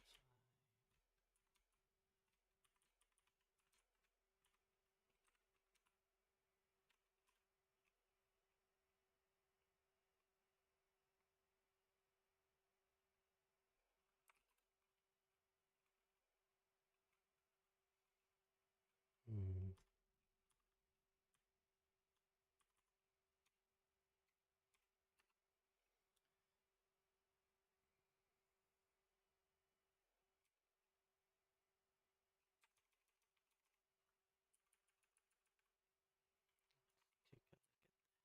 Oops.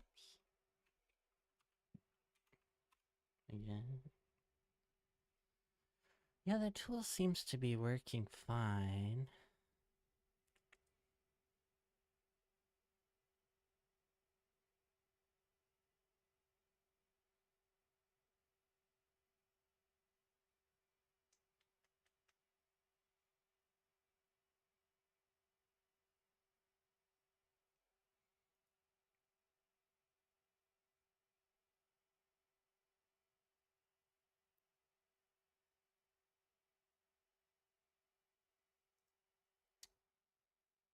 Check my notes.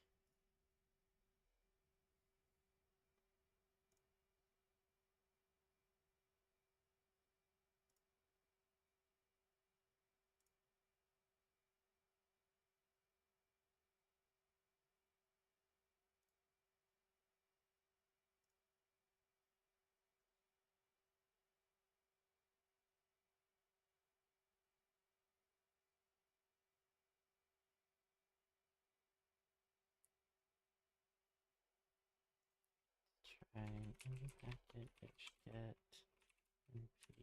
users.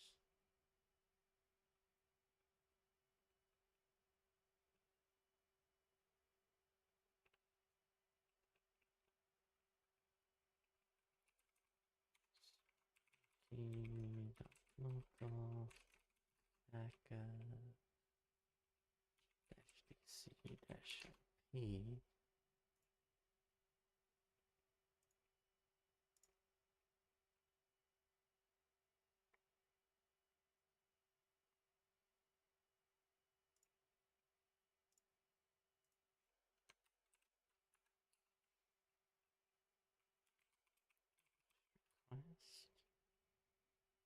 And we do need to specify -no -s.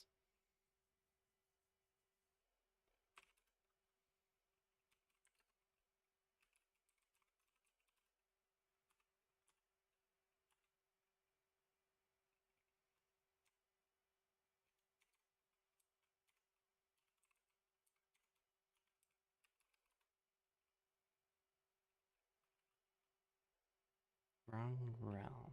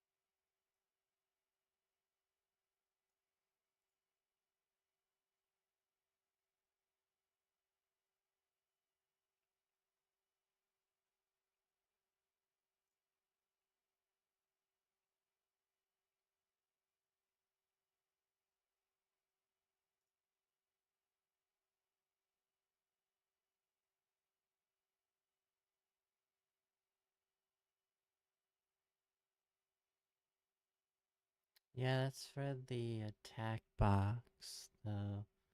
I think it should be running fine. I've had issues with doing this with Impacket before.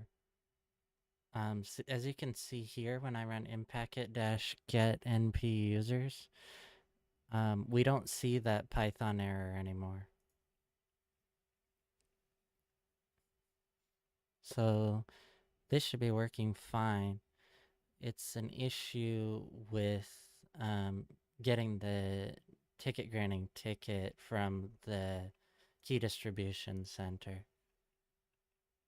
But I'm not exactly sure what the issue is.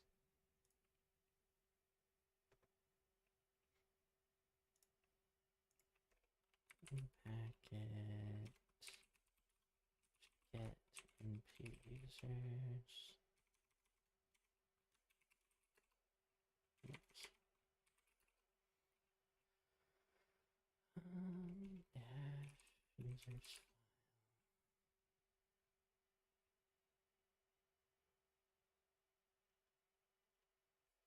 Valid text. Disrupt rules. Dot.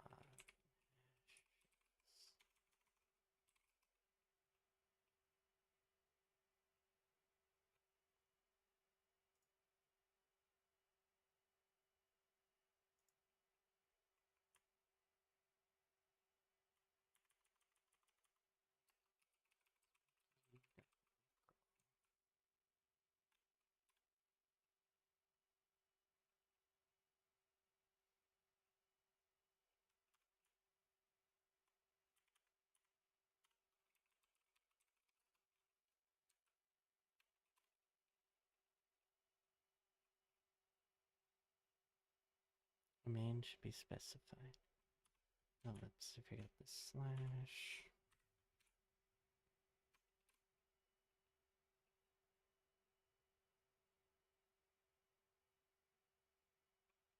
ADC error, wrong realm.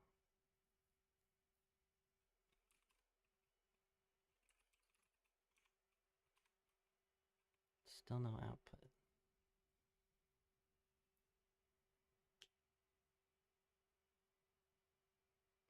Hey guys, I'm gonna have to jump away for a sec. I gotta use the restroom, so I'll be right back.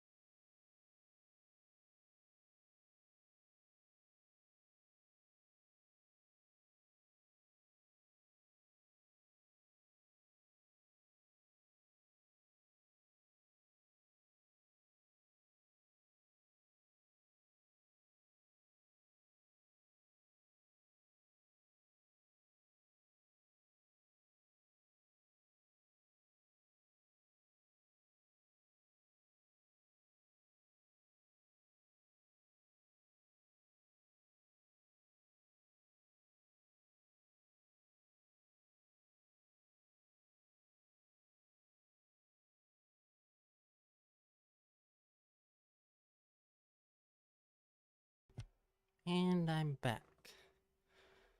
Okay. So I think what I'm gonna do is try this on the attack box, because this does not seem to be working on my VM.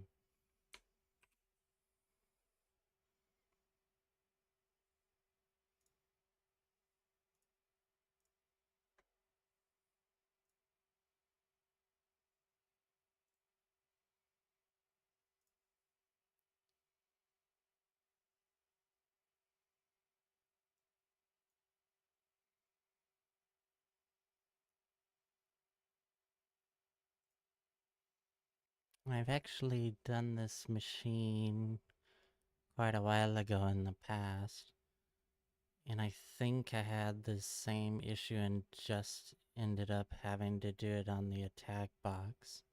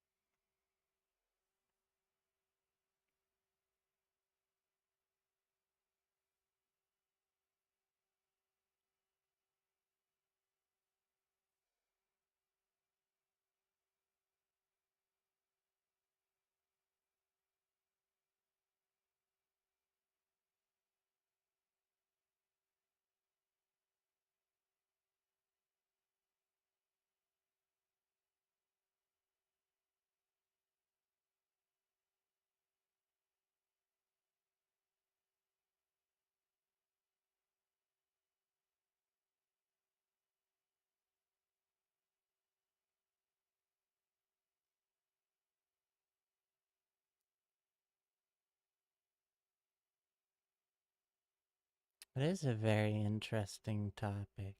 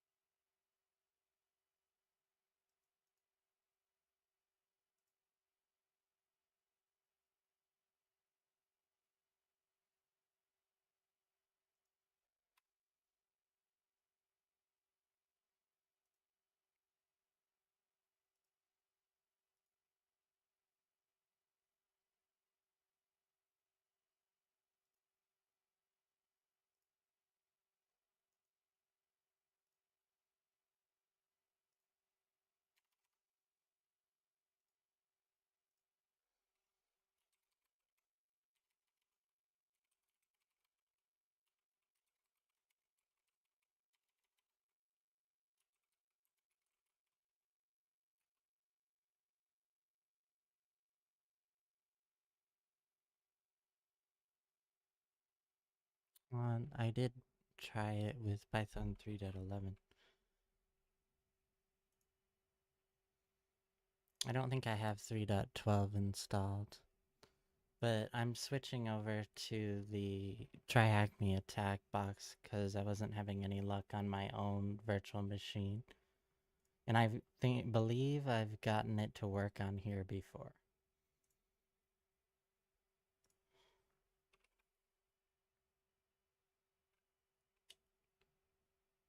Let's see.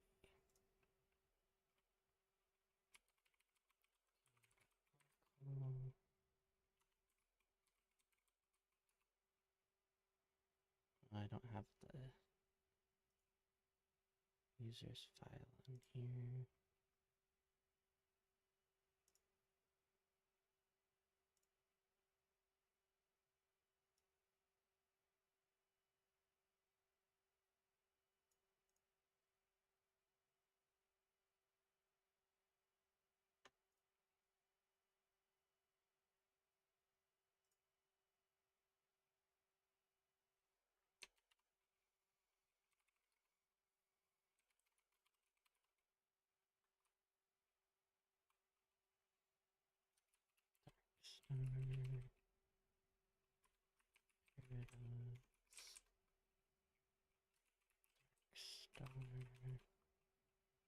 Read.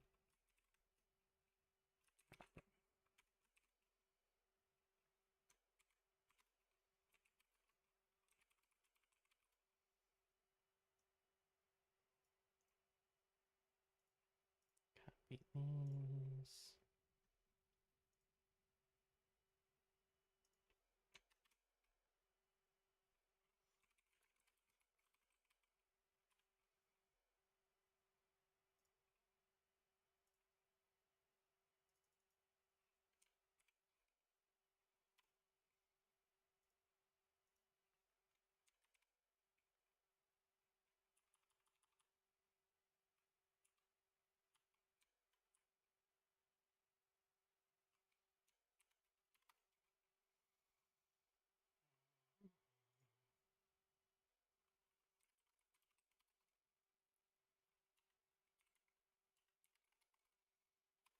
Try this.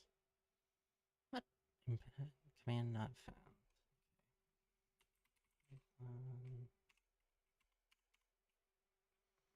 It says Python 3.11.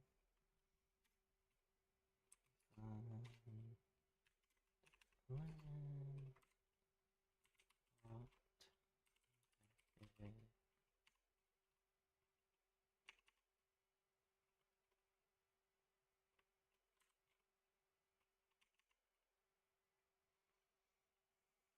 Get users. Wait.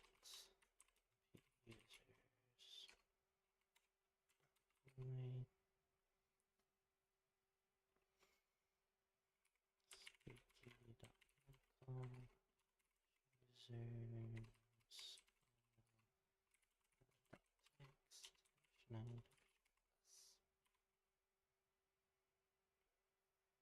Python 3.11 command not found. Command exists in these Python versions of 3.11.3.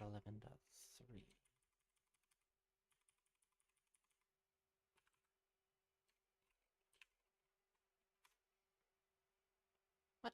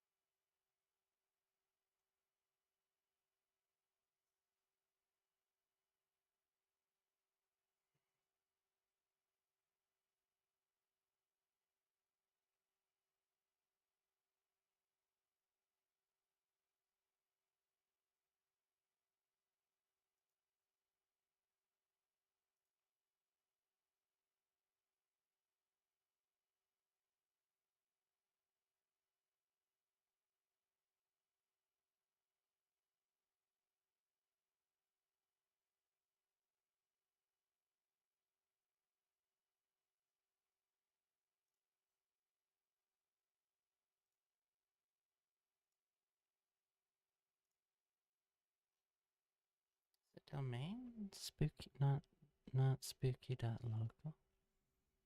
Thought it was. this.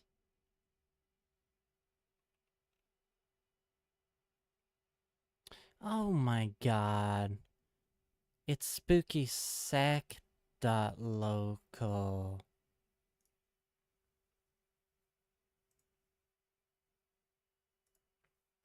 No wonder it's not working.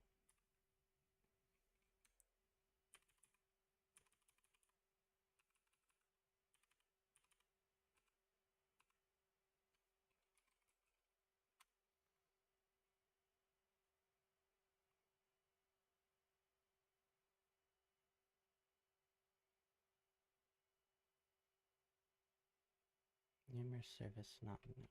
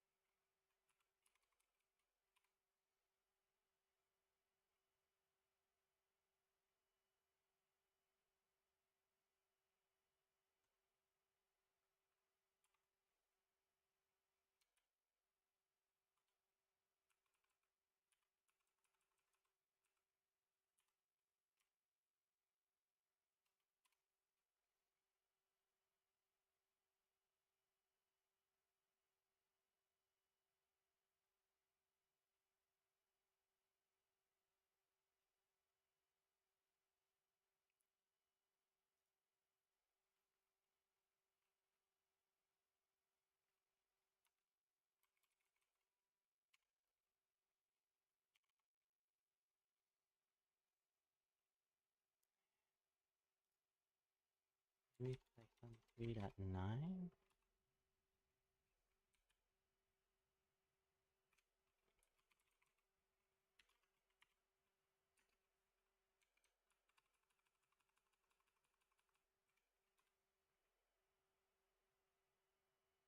Come on.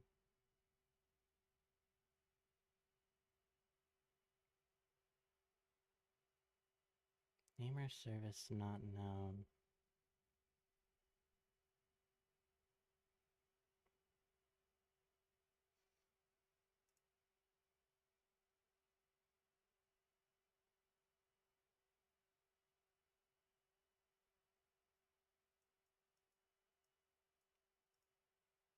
Attacktive directory.spookysec.local.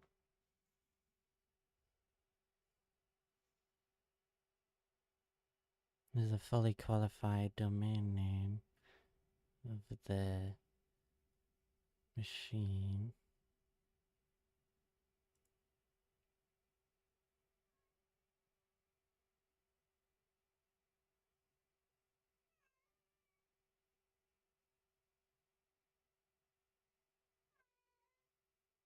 That is a good question, Iravinza.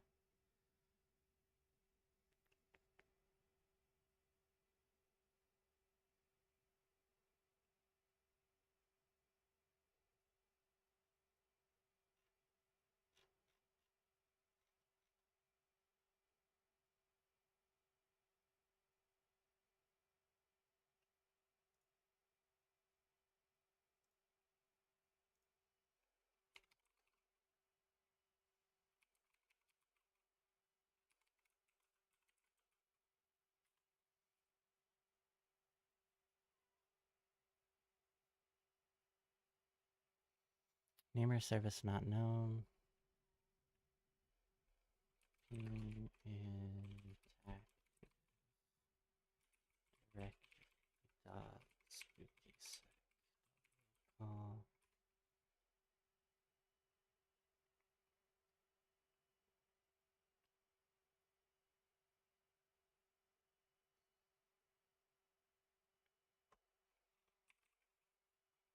Let's see, posts.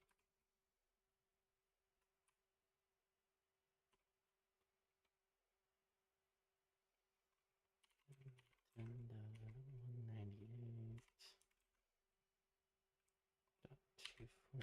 198.247.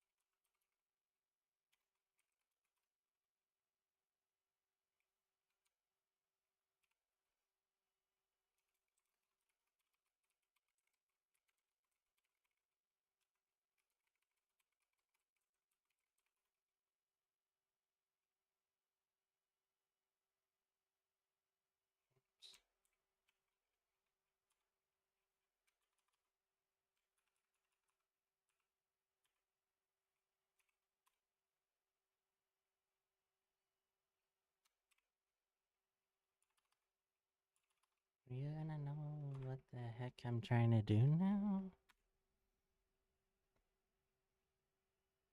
Connection refused.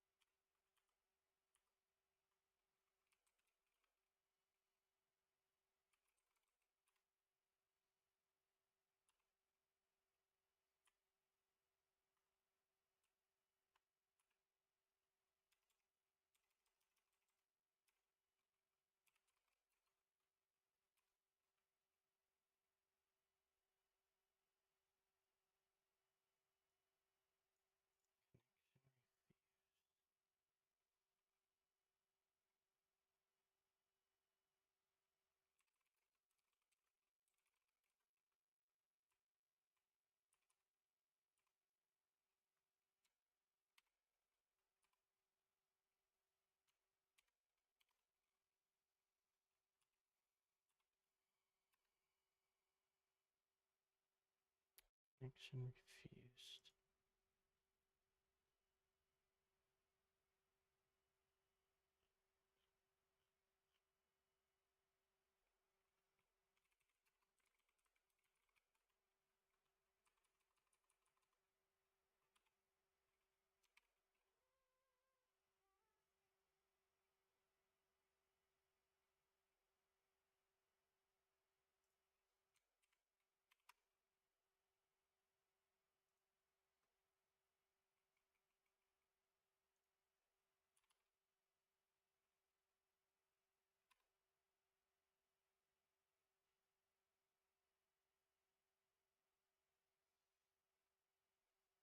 Email service not known.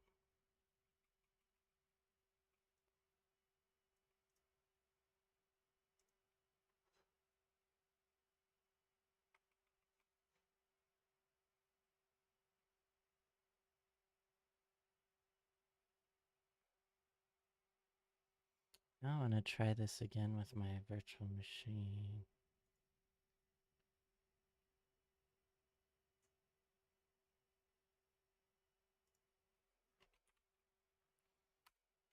Try this again.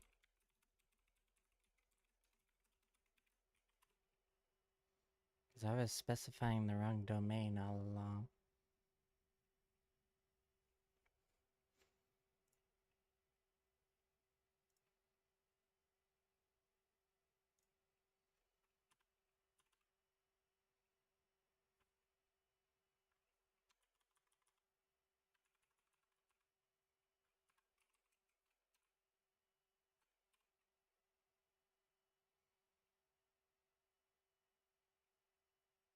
Email service not known.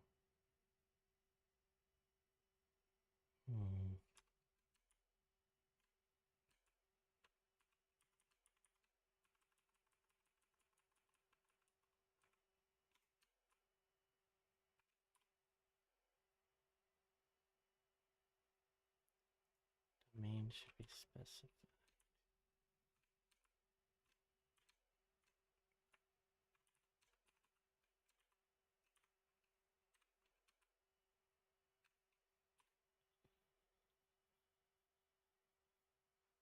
Email service not known.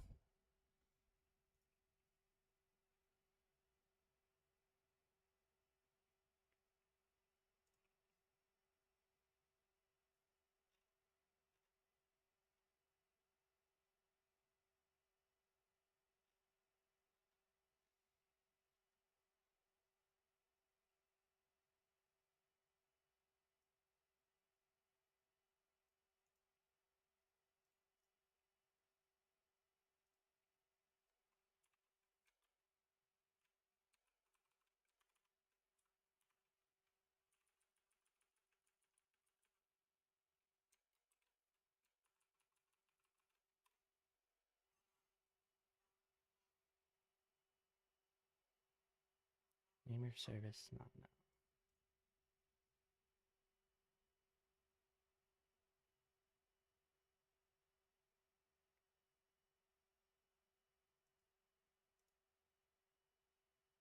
No.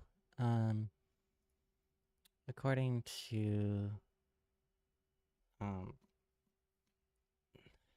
Hacktricks documentation or notes, you just need the domain and then a /, but that does not seem to be working. Oh wait, AS rep roast without credentials.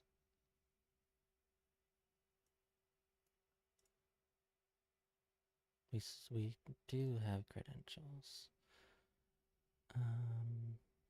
We have 2 user accounts that we could potentially query a ticket from. Which user account can you query a ticket from with no password?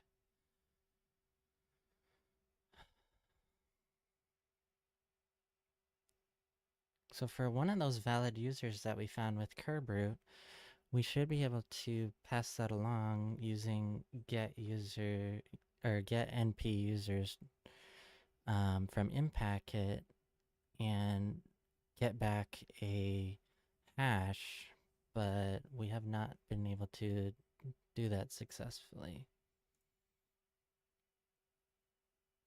Yes, rep catcher. Yes, rep resting using.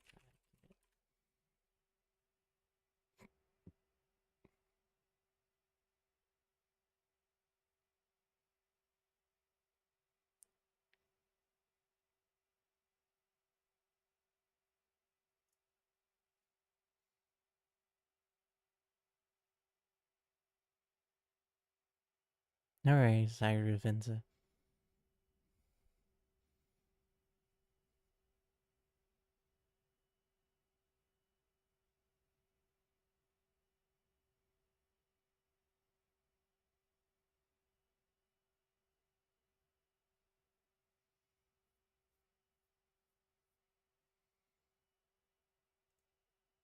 I'm sure there's a write-up somewhere that will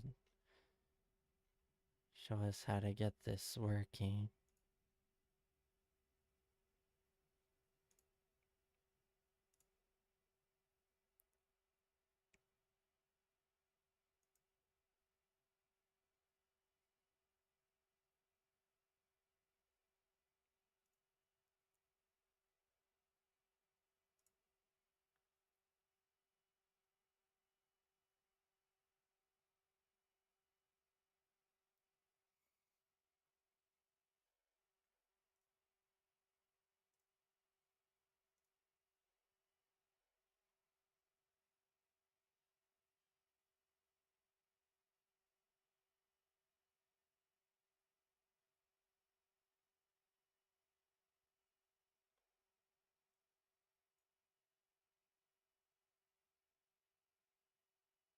Man, this is slow.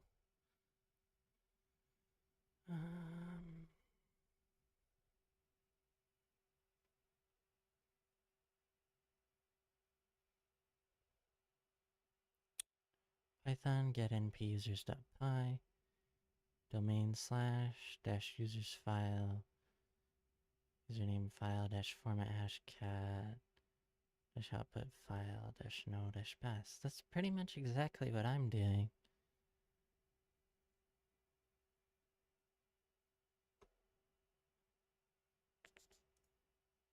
Oh, that did not load.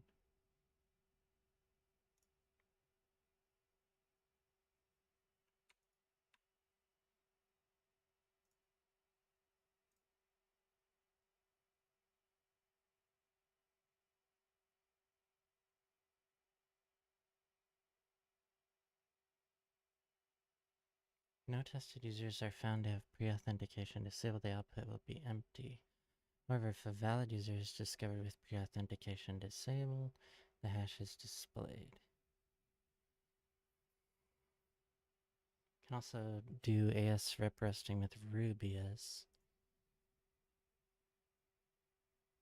Yes, correct. It does use port 88 because it's the default port for Kerberos. And we found that that was open on the server, so that should be all good.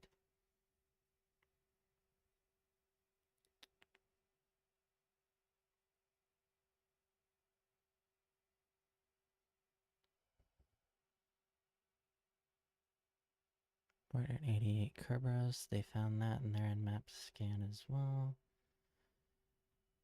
Running nmap will help us gather a lot of information about the Active Directory and our target in general. For the next step, we will take the DNS domain name and add it to Etsy host since we are practicing in a local area network.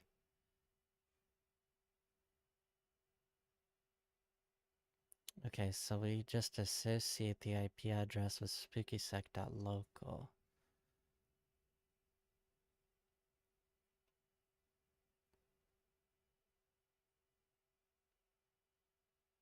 Do they use enum for Linux to find valid users? Oh, couldn't find users.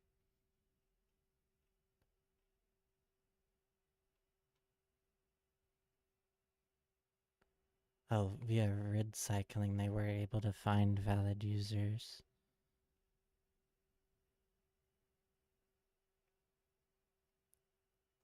Oh, is the domain Attacktive direct? Wait, no, that's the machine name. Okay, and then here's Kerberoot. They found these same valid users. Next up, we will use get np users.py from mpacket to retrieve Kerberoot's ticket and try to decrypt it. Find /-type f-name get np user. Okay, so they just wanted to find it. Wait, they didn't even show. Oh wait, Python 3 user share doc, Python 3-mpacket, examples get np users.py, spookysec.local /svc-admin-no-pass. And that worked for them. So yes, you can run Kerberos on a different port. That's not the issue.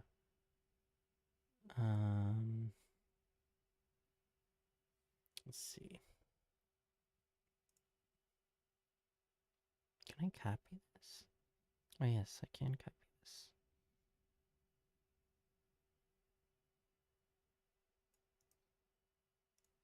Copy.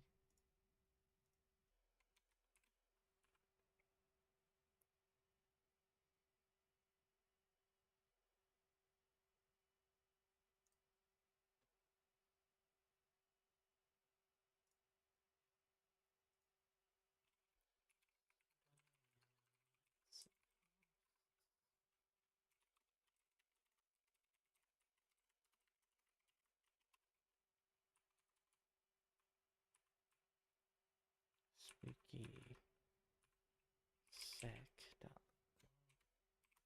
Save that.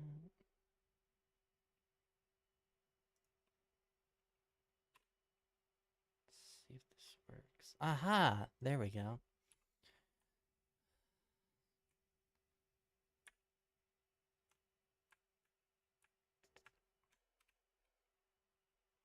Now I want to see. Oh, jeez.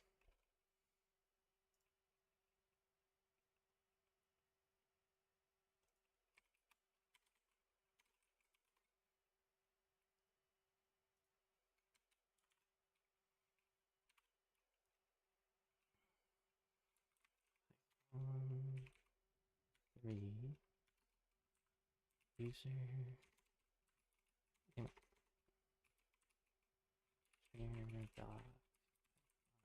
3 dash impacted samples get np users dot spooky sec local slash dash users file text no dash s.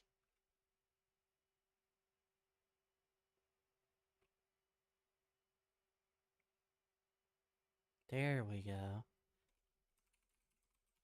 The issue is in packet. I want to see the now. Local slash users text. No dash. Oh, I think it was just that I had the domain set wrong. On the other system it worked. What was the difference now? So I had to associate the IP address with the domain name. No, so now we can actually use our valid users text file to find out what users don't require pre-authentication. That was the only issue. It's that I had the wrong domain name. I thought it was spooky.local, but it's spookysec.local.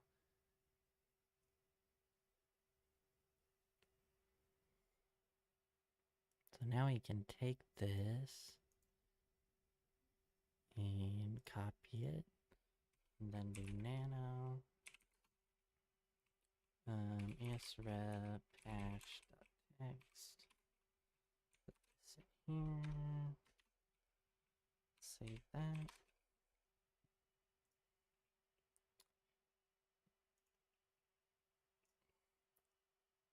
I'm not gonna look at that. And I'm gonna go ahead and kill this now. Oops, cancel. I only want to terminate the attack. Yeah, so that should be fine. Terminate machine.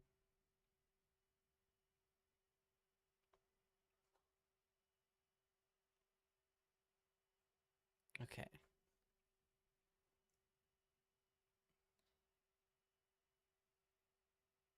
So, I think that was James, right? Yes. Oh wait, no, it's svc-admin. We know that, of course, right? svc-admin. Oops. Looking at the hashcat examples wiki page, what type of Kerberos hash do we receive from the KDC? Specify the form.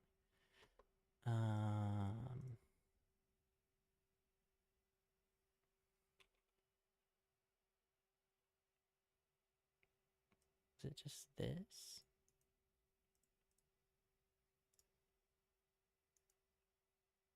Probably not.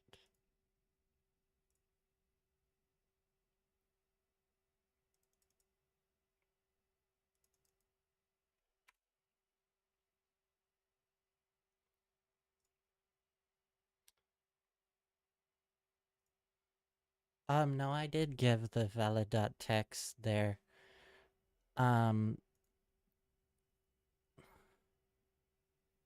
Oh, you're wondering why it didn't work on the attack box, though. I'm really not sure there.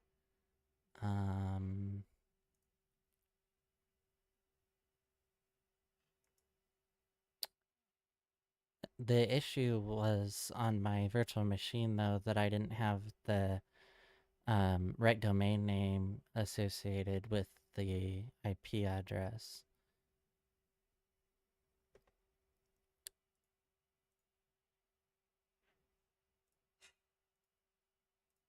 Let's see.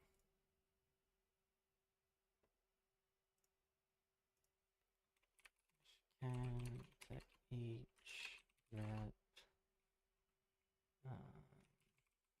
triggers.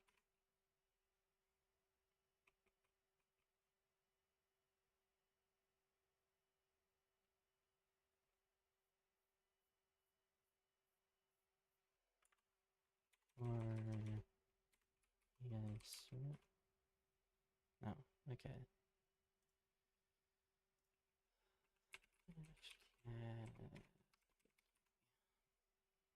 Yeah, but there has to be an extra issue on the other one. Yeah.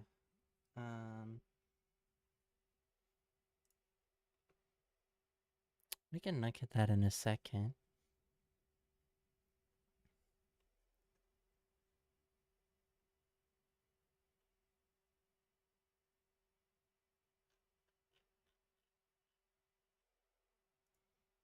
I'll start the attack box up again and see if we can find out. Oh, right. I don't have my subscription right now, so I can't redeploy the attack box. Um,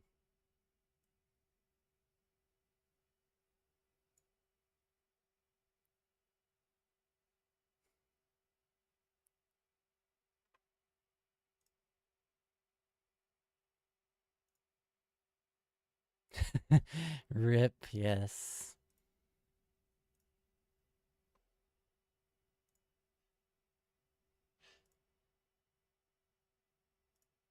We're good to keep continuing on my Kali virtual machine, though. S-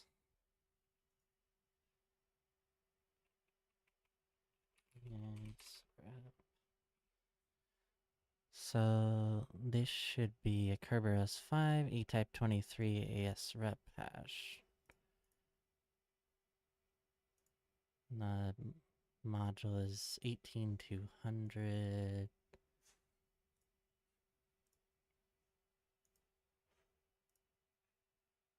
Damn it, that didn't copy.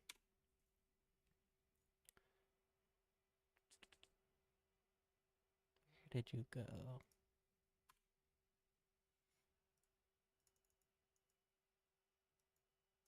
Hopefully that copied that time.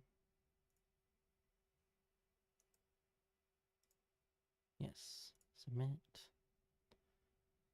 What mode is the hash? 18200. Not module, mode. 18200. Now crack the hash with the modified password list provided. What is the user account's password? Okay, so let's give that a shot. I'll do the hash cat. And 18200. Yes, rep hash text. And then password list text dash capital O for forget what dash O is. Optimize.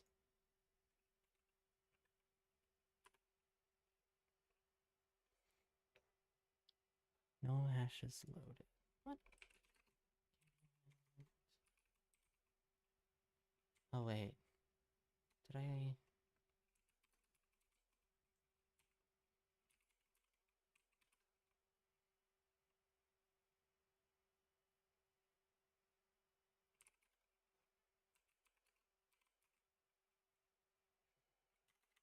Yes.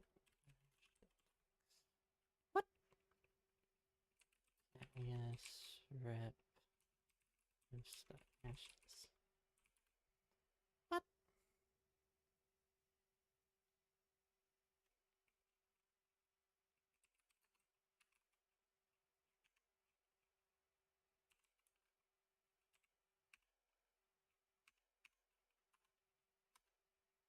No such file or directory. What are you talking about?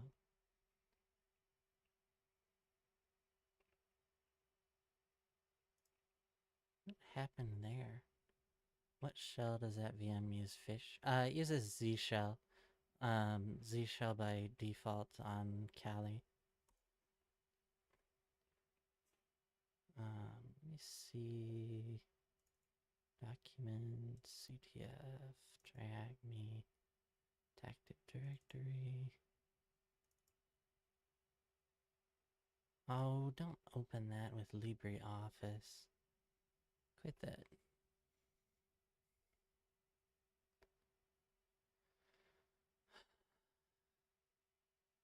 Yeah, so that's it's there.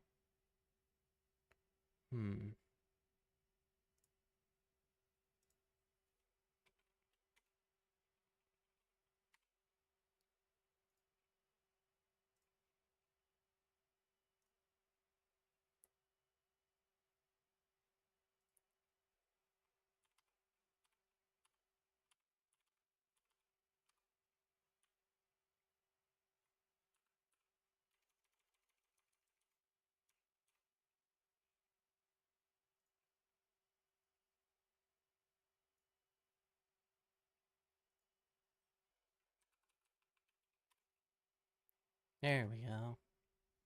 I don't know why it wasn't taking that, because it's in this directory. It's weird. Okay. So that's going...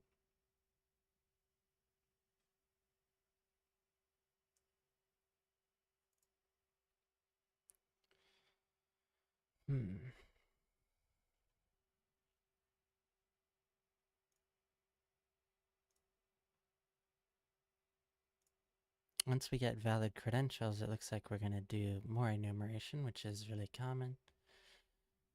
Thought only BSD uses CSH. It's ZSH, Z shell. So now, I believe that Kali originally used Bash, but they switched to Z shell in the late 2010s, I think. And macOS uses Z shell as the default shell for its terminal now as well.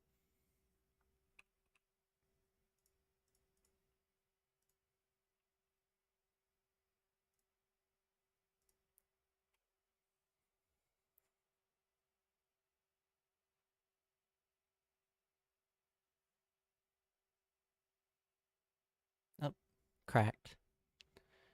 What is the password? Management 2005. Nice.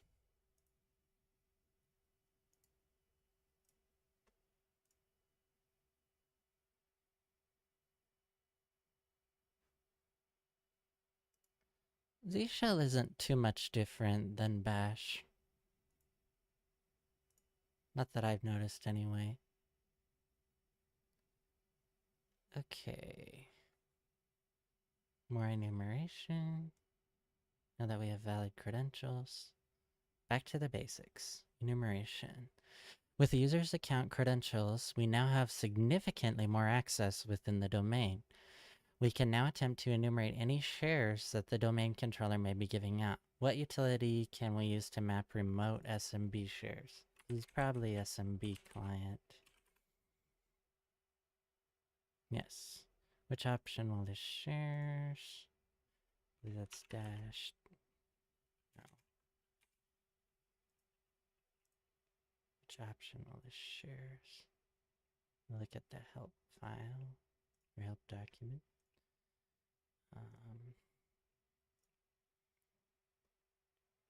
It misses the export keyword actually. You can do export with Z shell.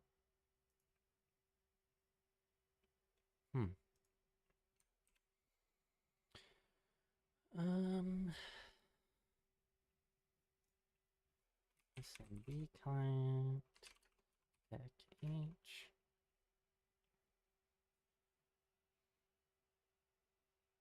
Oh, duh. It is dash capital L, isn't it? Yes. How many remote shares is a server listing? Okay, so we'll do SMB client, tech capital L.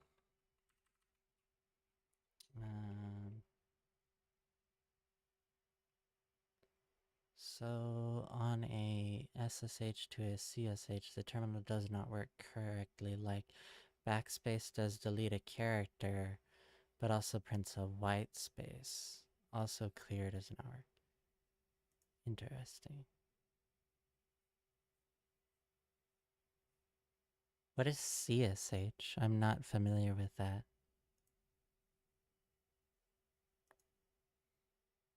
I mean, I know it's a type of shell, but I don't know much more about it than that.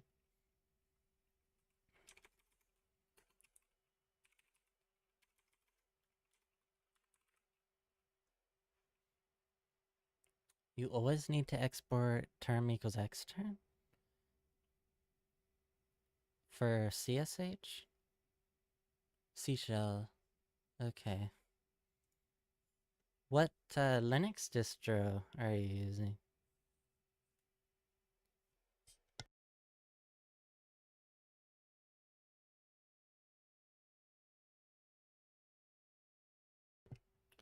Oh, sorry, no, I said Z shell. Z as in zebra.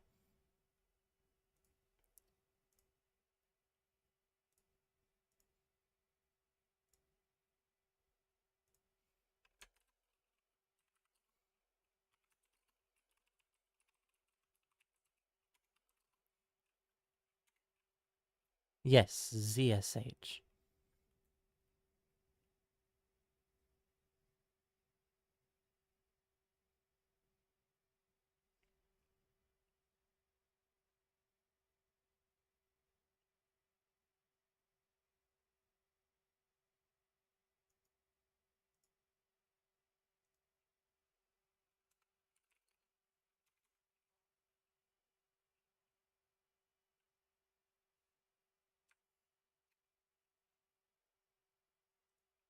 Oh, okay. Oh, you'd spell ZSH Z shell? Are you from the UK or New Zealand or Australia? Is that why?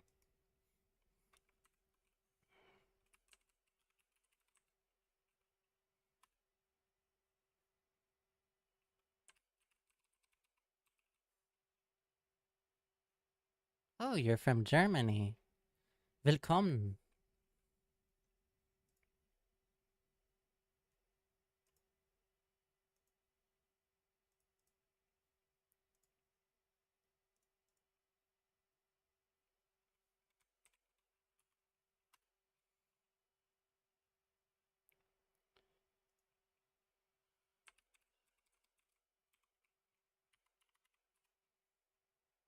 And I screwed that up.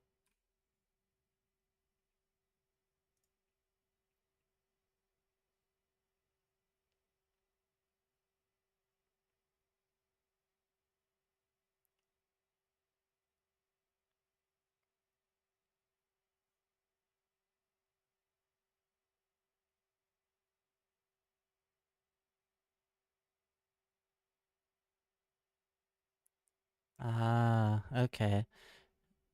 Probably because you're taught UK or British English instead of American English. In American English, we say Z, as in zebra. Yep. Huh. The teachers teach British English. Yep. That's understandable.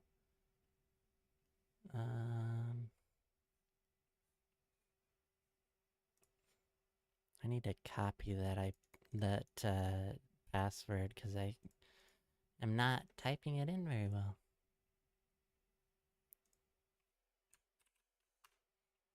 What? Oh, let's see. Is that not dash capital U? No, it is. Hmm.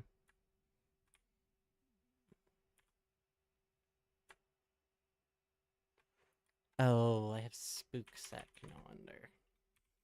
Spookysec.local. There we go. We say Z in American English. Z as in zebra. We don't say Z.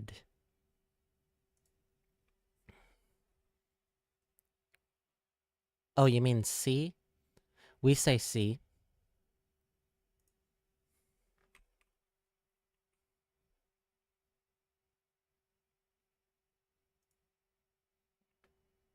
C versus Z. Z.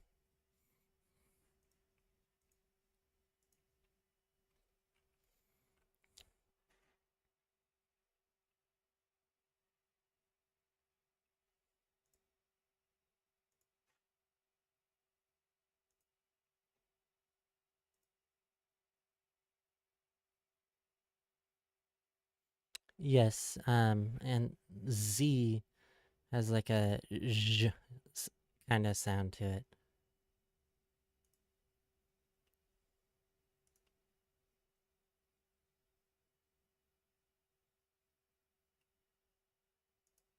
There probably aren't any German words with that type of sound, are there? I never thought about that.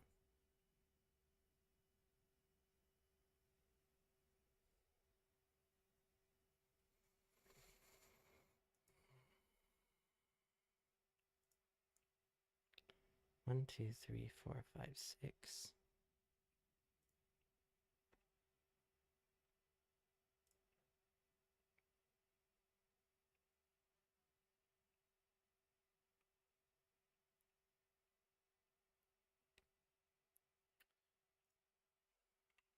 That would be six.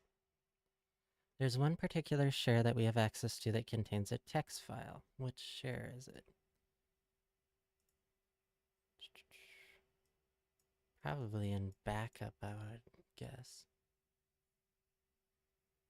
Well, sounds like C and Z written in Germany.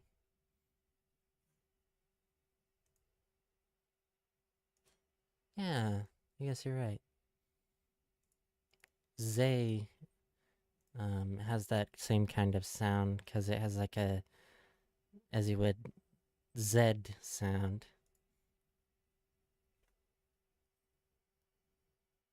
As you would say, I mean. So, let's connect to the share now with SMB client.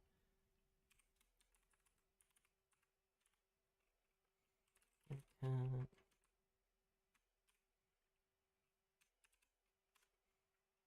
what? Still have that copied in my clipboard.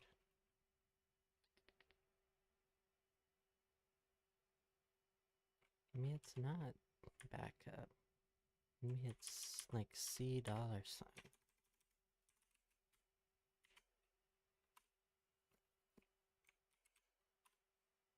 No? Hmm. Oh wait. We can't see.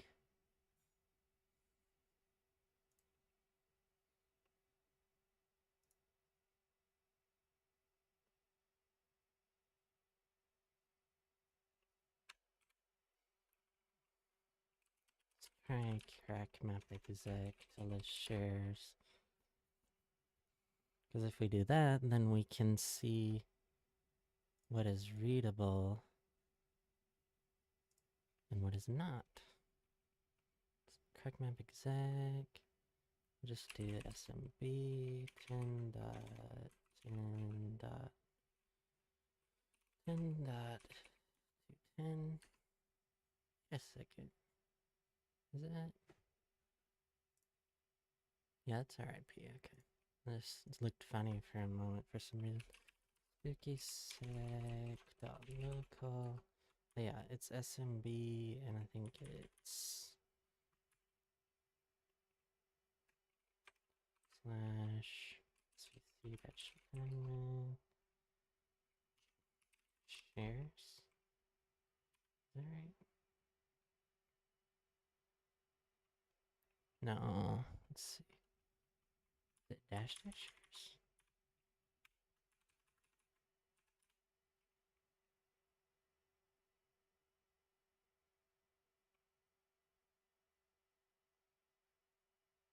We're enumerating shares.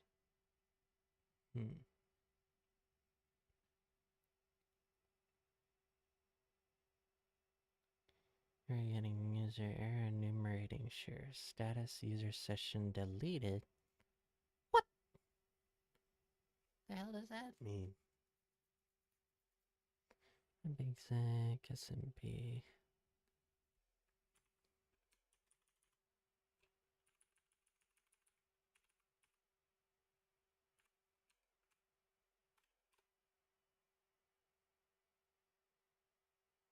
No, you do have to have the IP as well. Status user session deleted.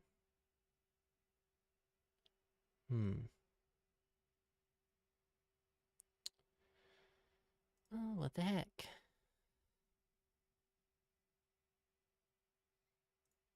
Did my machine terminate?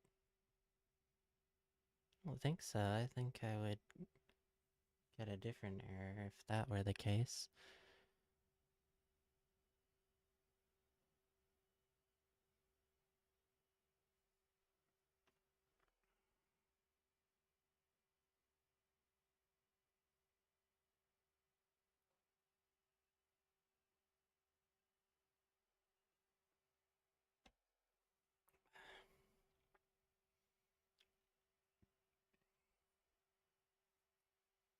Is it backup? I just want to know if it's actually supposed to be that share. Yes, it Hell is. yeah! Cable life! Ah! Iravinza followed your channel. Hey, thank you for the follow, Irovenza. Appreciate it.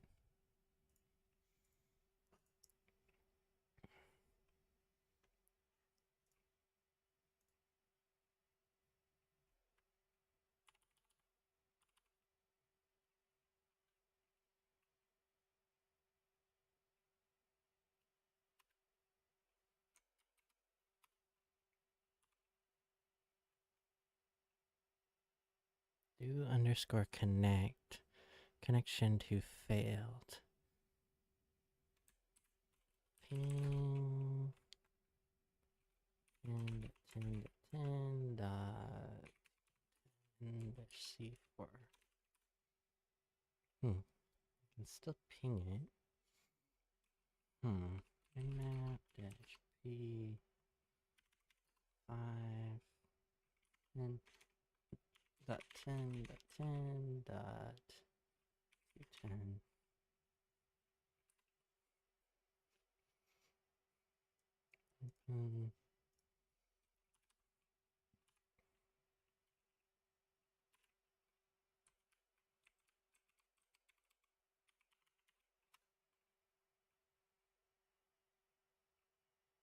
To connect. Connection to failed. Guarantee status not found.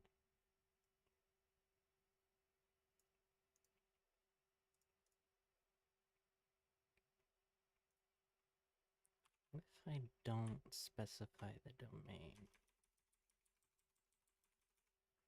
If I just do this. No, that will do a work group, so that's probably not going to work.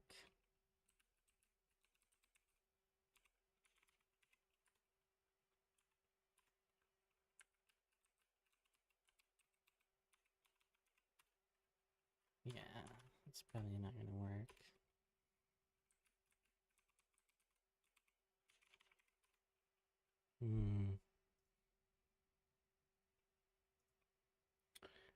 May need to terminate the machine and restart it.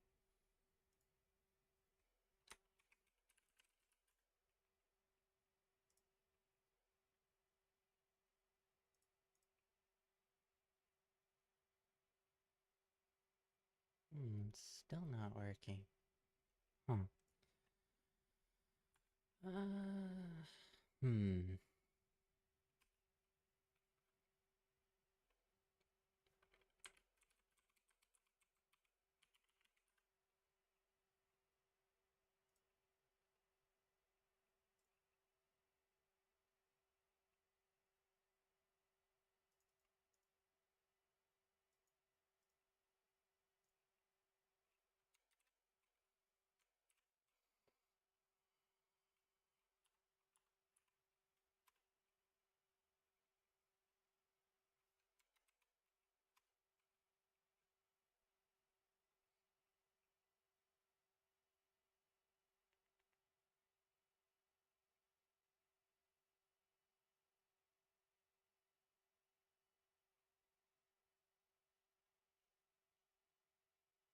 Hmm.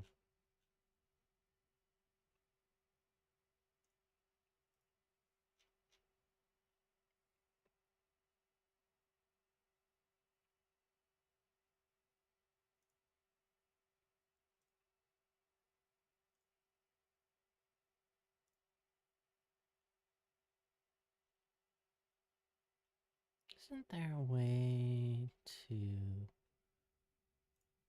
RDP into the machine? I think we can find out exactly why this is not working. You need the password from previous exercise? Yes, I have the password. But when I enter the password, it doesn't authenticate for some reason.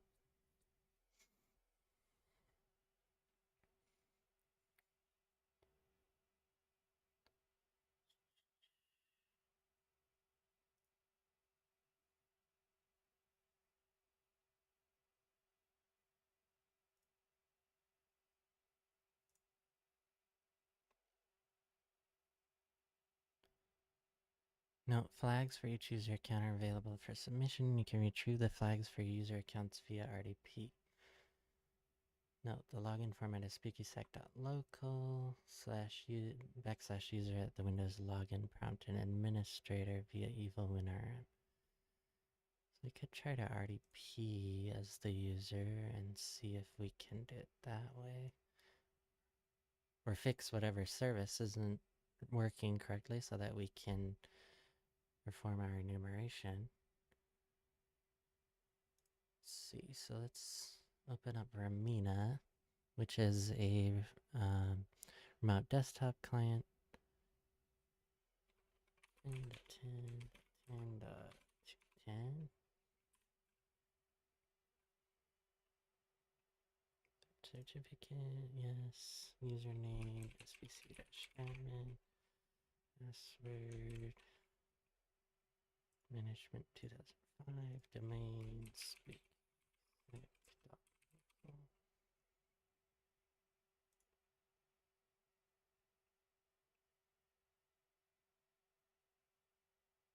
Sweet. So we can RDP as that user. And then maybe we can look at the shares. Or maybe fix the service on the machine so that we can do our SMB enumeration.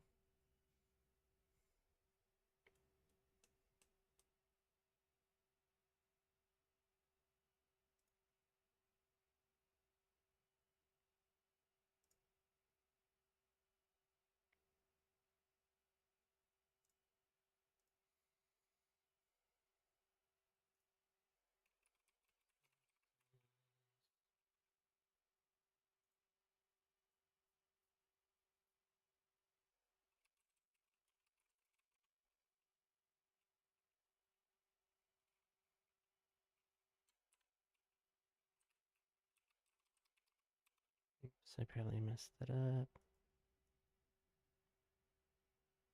Yeah. Management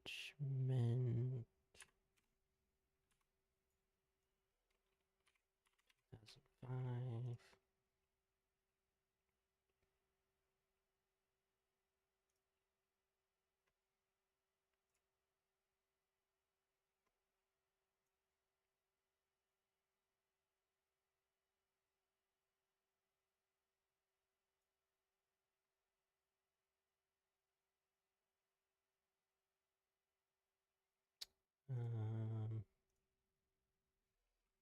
How to restart SMB server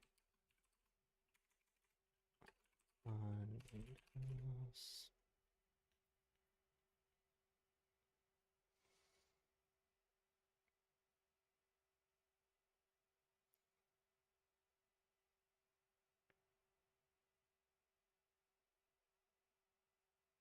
Is it just server? It's just called server?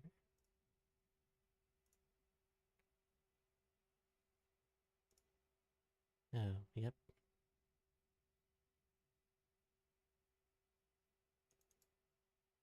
Supports file print.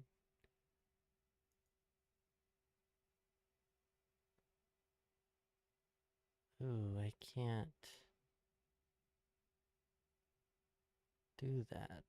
I don't have permission to do that. Permissions to do that. Well, crap.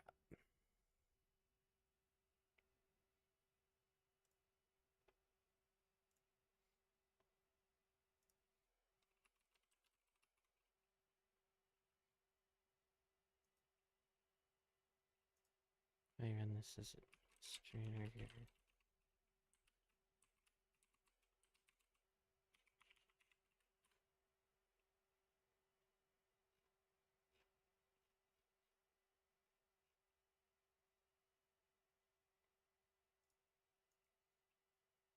Nope, I can't restart the service. Can I do it from here?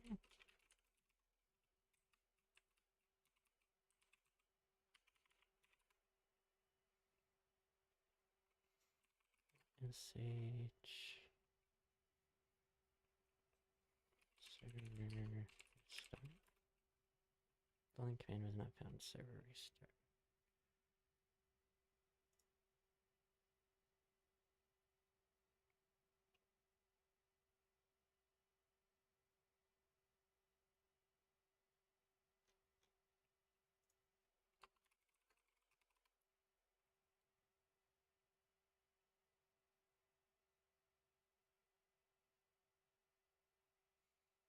Oh, right, it's not net SH. It's net. The net command.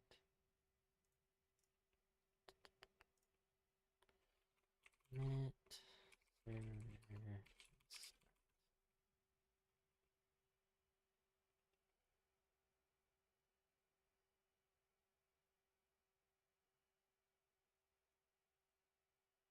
Net server stop.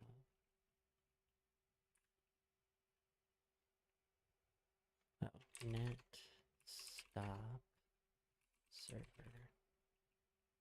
Access is denied. Okay, I don't have permissions to do that then. Hmm.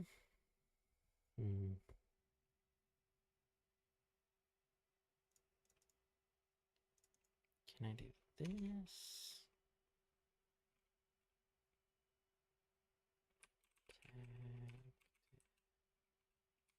Direct. Yeah. Oh, there we go.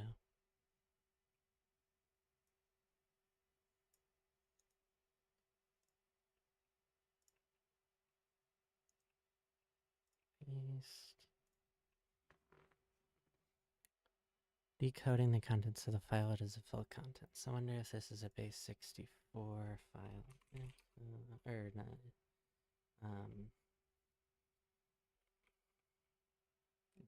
Encoded with base 64. Base 64 D for decode. Aha! This is the credentials for the backup user. Okay. Oh, this is the flag submission panel. Okay. Submit. So let's go get that flag.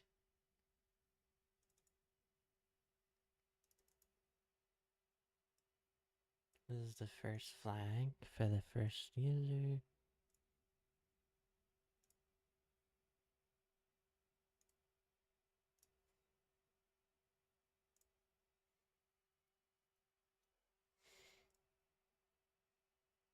And we have, oops,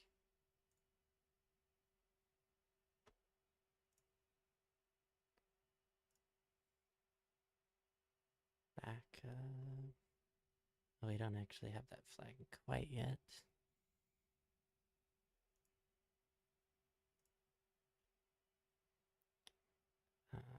But we do have credentials. So all we have to do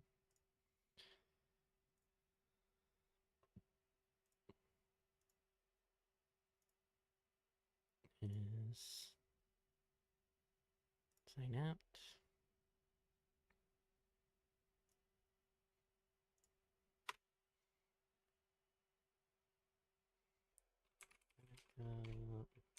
Password spooky sec.equal.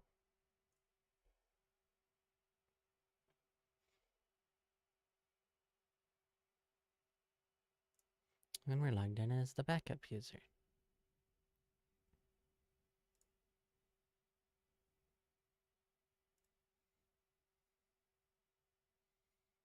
There's just a document on here that says Privisk. That looks juicy.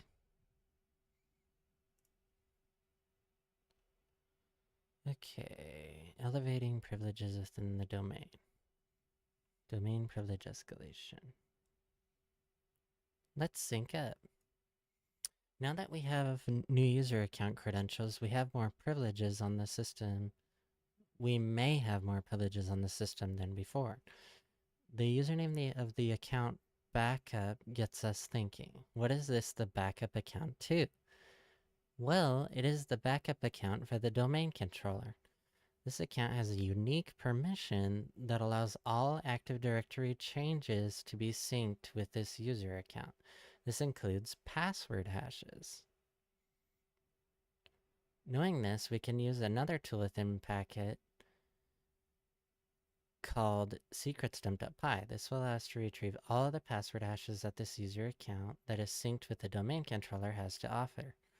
Exploiting this, we will effectively have full control over the Active Directory domain.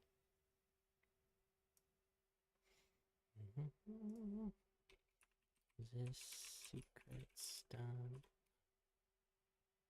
No.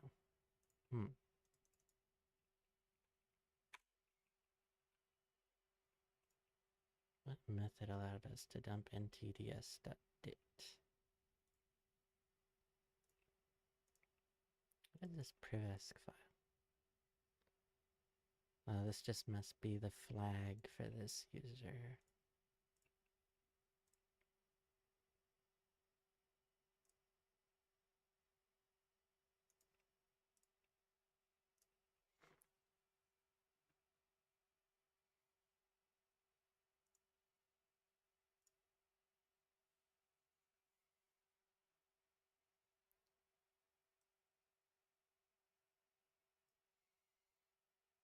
So now, run secrets dump and in packet secrets -h.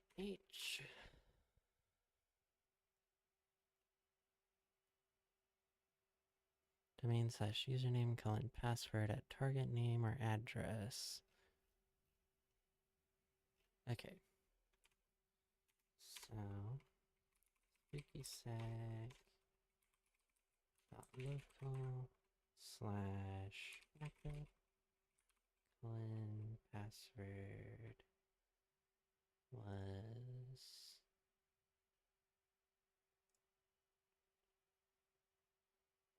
this.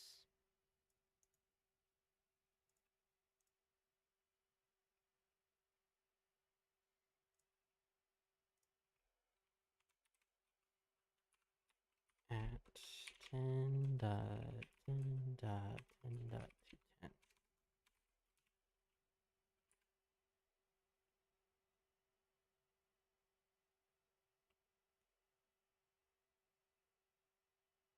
Oh, DRS UAPI is probably what this method is.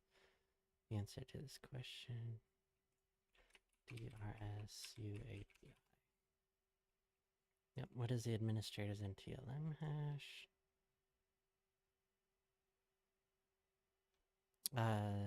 By the way, this ntds.dit file contains all of the password hashes for every single user in the Active Directory domain. So we have completely compromised the Active Directory domain at this point just by dumping this file.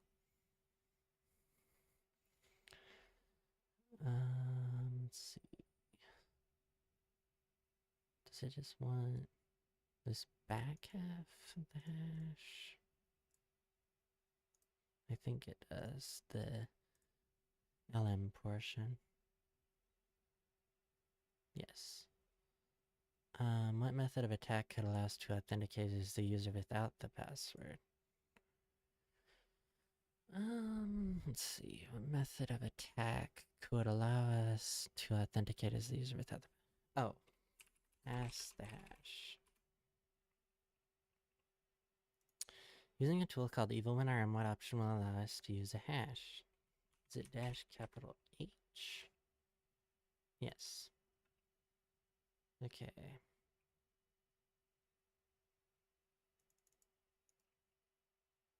So we could try to either pass this around to see if we can authenticate with it, or, which we should be able to, or we could try to crack it with Hashcat and find out what the plain text password is.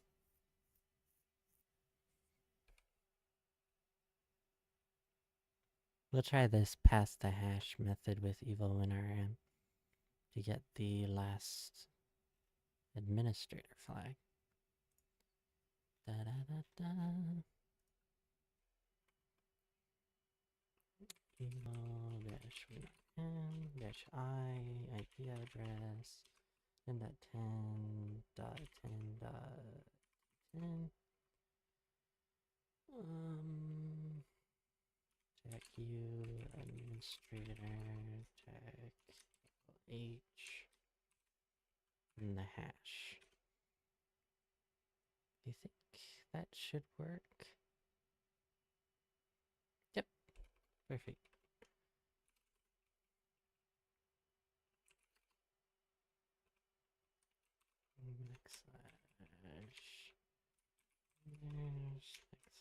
Administrator desktop.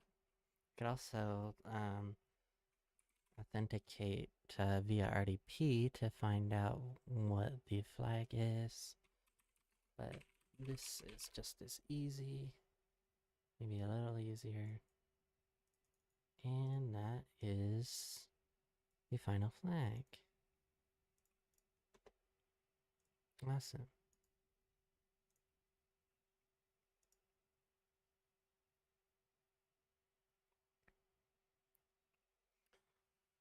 Congratulations, you've completed the room. Sweet.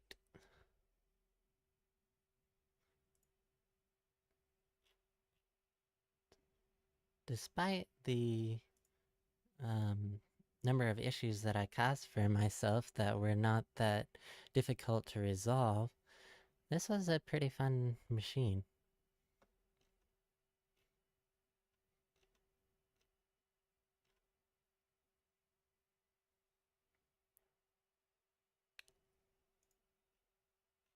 Well, I'll go ahead and end the stream there. I really appreciate everyone who joined, and really appreciate the new followers and the conversation. You'll probably see me again next Thursday around the same time. Thanks, everybody. Have a good night, morning, afternoon, whatever it is for your respective location. Take care. Bye-bye.